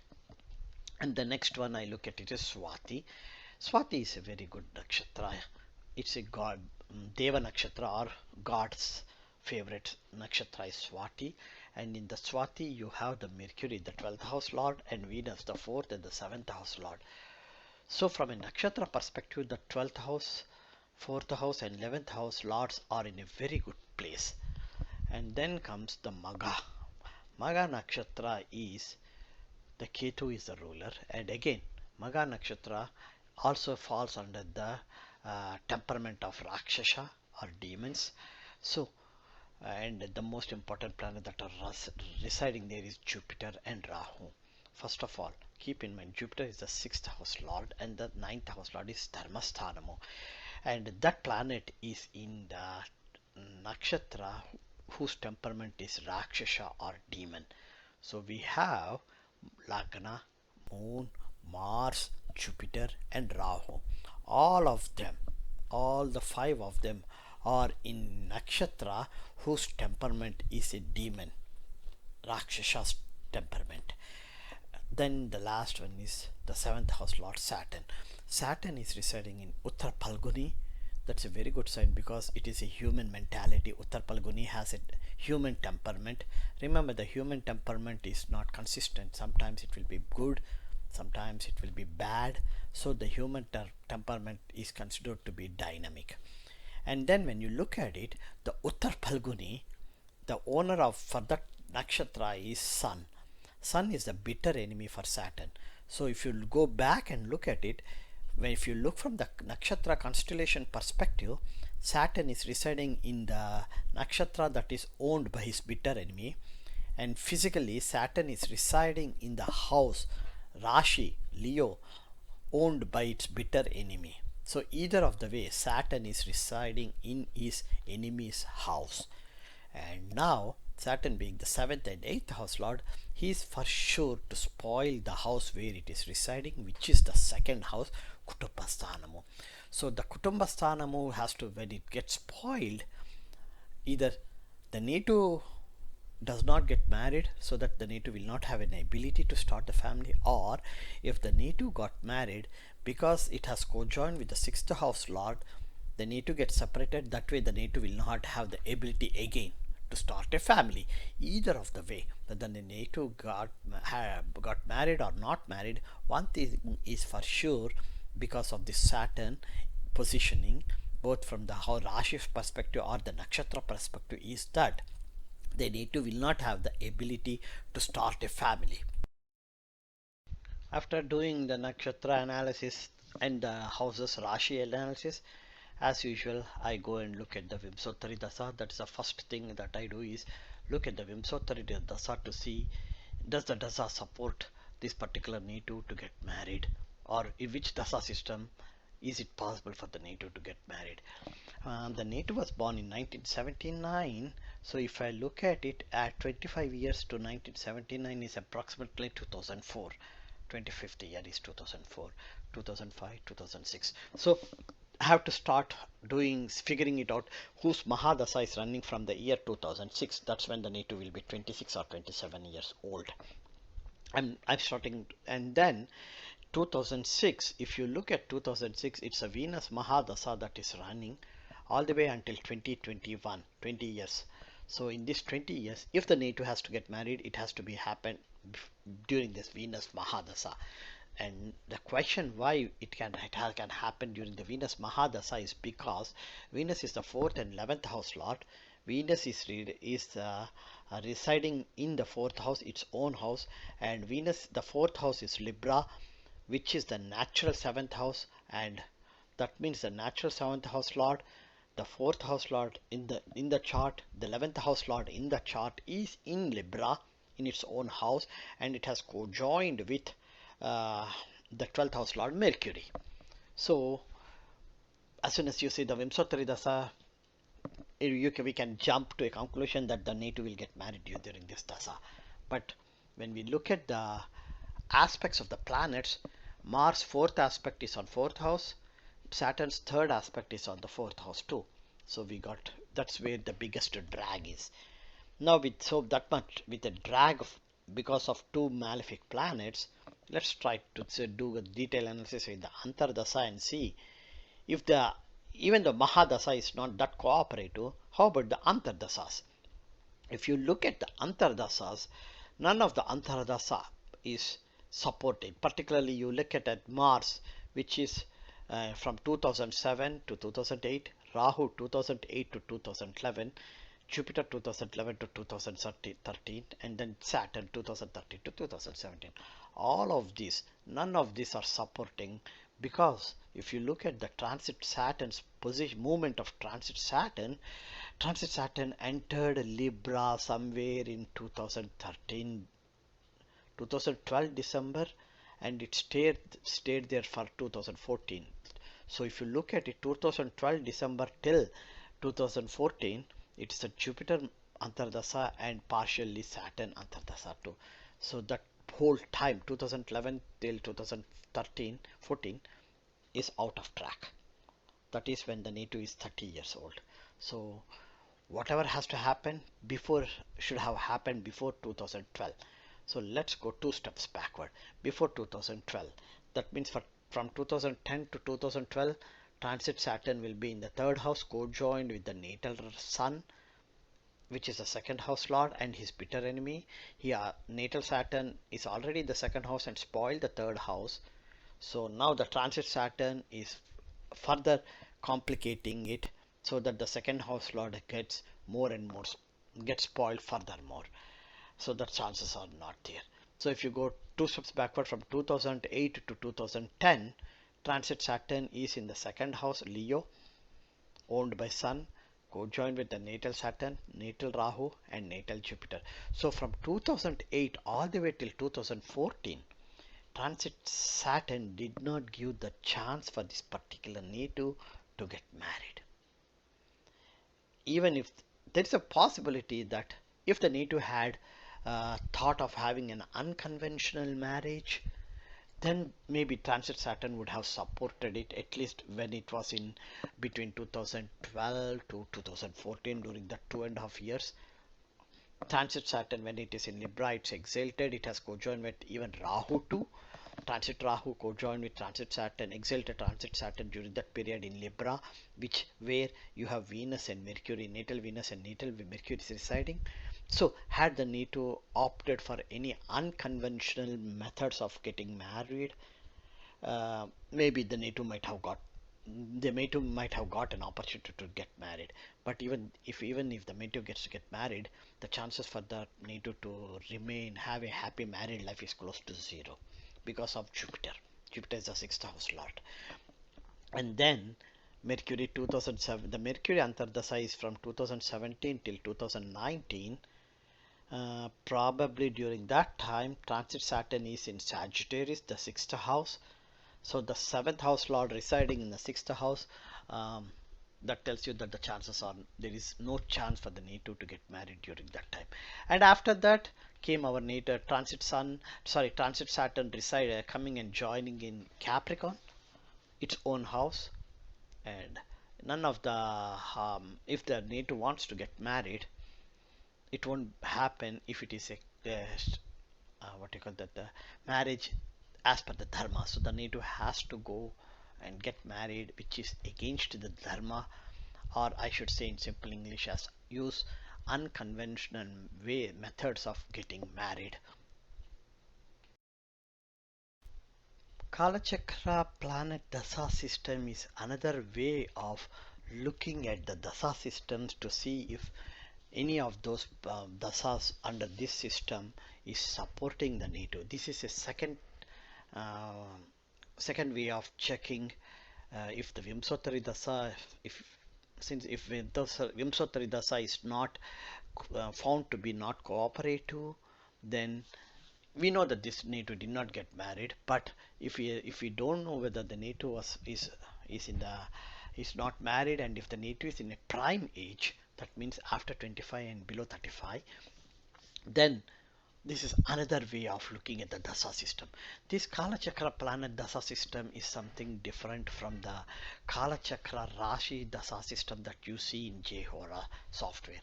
There in Jehora software, the Kalachakra Dasa system that you see is based upon the nakshatras, whereas this one is based upon planets.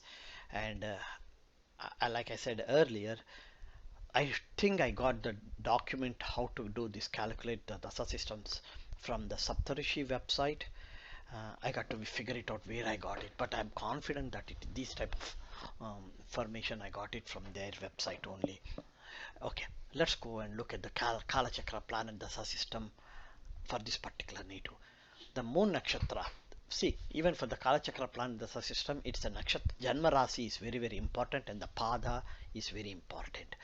The Janma Rasi is Ashlesha, and it is the first Pada. So, when that is the case, the Deha is Misha and Jiva is Dhanasu, Sagittarius. This is what is very important here. The Deha is Aries. Aries is the 10th house lords, 10th house, so we don't need to worry about the Deha. But what is the Jiva? Jiva is the prana that keeps the native to let the life move forward, is Sagittarius Dhanasu. What is Dhanasu here? Dhanasu, the Sagittarius, is the 6th house, house of separations.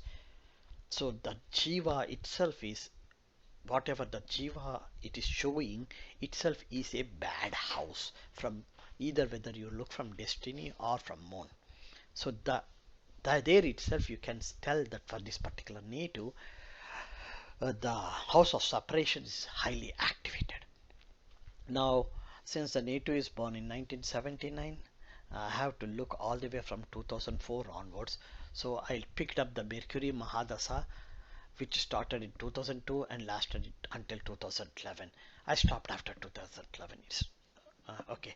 So the Mercury Mahadasha, we know that Mercury Mahadasha, Mercury is the 12th house lord, but even though it is residing in Libra, co-joined with the 4th and 11th house lord, Mars 4th aspect is on 4th house and Saturn's 3rd aspect is on 4th house. Because of that, Mercury got afflicted and it couldn't do anything. So the Dasa, Mercury Dasa became worthless.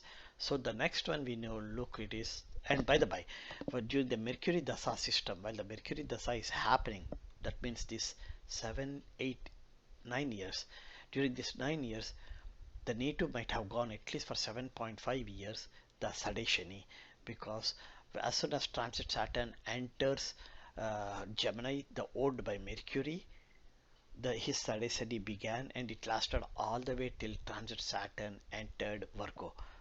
That is in 2010. I know transit Saturn entered Virgo in somewhere in 2010. So you take 7.5 years minus it. So in 2002, somewhere in 2002, the native Sadeshani has begun, and that's exactly when the Mercury Dasa started. So the 12th house lord Dasa started. Unfortunately, this is one thing I want to let the people know, is that when the 12th house Dasa started, it's not sure, it's not guaranteed that the native will get married, because the 12th house deals with pleasures of bed. We have to even think about like the transit planets, especially the most important is Saturn and Rahu. Next comes the moon Dasa, which started in 2011 all the way till 2032.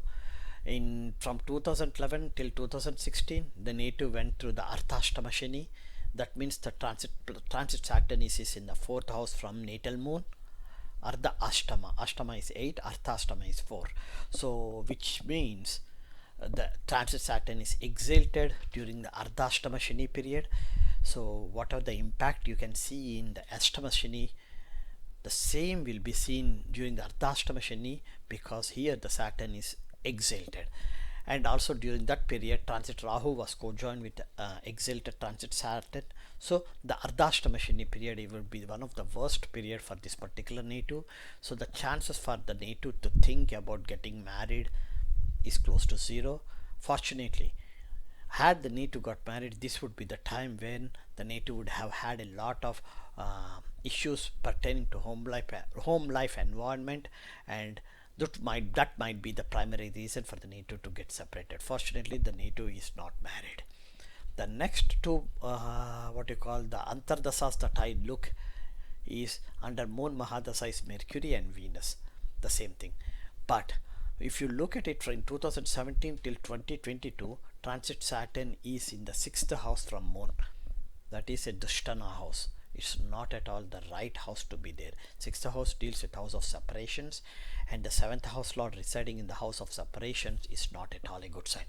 So even the Kalachakra planet Dasa system is indicating that this particular Netu, the chances for this particular Netu is close to zero even through this Dasa system. Like the previous example, even for this example also I was trying to look at the, apart from Vim Sothari Dasa and Kalachakra planet Dasa system, I tried to look at the what you call the so-called uh, Dasapati Antardasapati system. The Dasapati Antardasapati system is a different system that I got some information in my native language Telugu, and with the help of my friend's mother-in-law who is a Telugu teacher in Hyderabad. She helped me to read the Sanskrit written in Telugu and explained what's that, and then I converted that into a dasa into English. And the Dasa system, how to calculate this Dasa system is already available in Scribd, and I use the Java programs, my own software, to do these calculations, so that when I submit the moon, Janma Rasi and the date of birth, then I will get the Dasa system calculated. Here, keep in mind always, even for this also, the Janma Rasi is very important. So all these Dasa systems, apart from the Vim Sothari Dasa system, all the Dasa system, most of the Dasa systems assume that the time of birth is correct with a percentage of error, with a marginal error of 30 minutes plus or minus. For this particular Netu, during the peak period when the Netu is is eligible to get married, that means after the age of 25, before the age of 35, the Dasapati system, the Dasapati ruler is Jupiter, and Jupiter Dasapati period began in 2005 and lasted all the way till 2012. We know that during that period the transit Saturn is in 12th house of from Rashi Lagna or Chandra Lagna, and on the Lagna, and then in the second house, and even in the third house too. We know that it is the transit planet Saturn is there in those four houses. So we know how the transit planets had created a havoc when compared to other what you call the other planet, other Dasa system. We have calculated it and we have found it out. But let me see, does this Dasa system shows any sign of uh, hope? First and foremost, when you look at it, the Jupiter Mahadasha and Saturn Antardasha was in between 2004 April till 2007 June. 2006 means the Netu is 27 years old. That's the prime time to get married. And it is the Saturn. Saturn is the 7th house lord, and Jupiter is the 9th house lord, Dharmasthanamo. So the Netu did not get married. Maybe the Netu might have got married if the Netu had tried an unconventional methods or gone against the Dharma, because Saturn is the 7th house lord, and the 8th house lord too. So that Saturn prefers the marriage to be an intercaste, interreligion, or marrying a widow, which is all earlier during the times treated it as adharma or unconventional method of marriage. So the Netu did not get married then. So we go all the way till Jupiter slash Mercury. That's another possibility, because Mercury is the 12th house lord. Still it did not get married. Once the Saturn Dasapati rule began, which is in 2012 September, and it will last all the way till 2026 September. The chances for this particular Netu to get married in an authentic way as per the Dharma is close to zero. So the only way the Netu can do, in case if the Netu is interested to get married, is to go through the unconventional methods. Then the question comes is, even if the Netu gets married, how will the Netu's marital life be? I already explained that the Netu's marital, how complicated will the Netu's marital life be based upon the second house, the position of the planets in the second house, the fourth house, and the eighth house. So either of the way, whichever way you see it, the chances for this particular Netu to get married is 100% close to zero. So that was the reason why, even though the native was born in 1979, the native was not emotionally and mentally prepared to get married, because the eighth house, most important, is the eighth house that is been highly afflicted.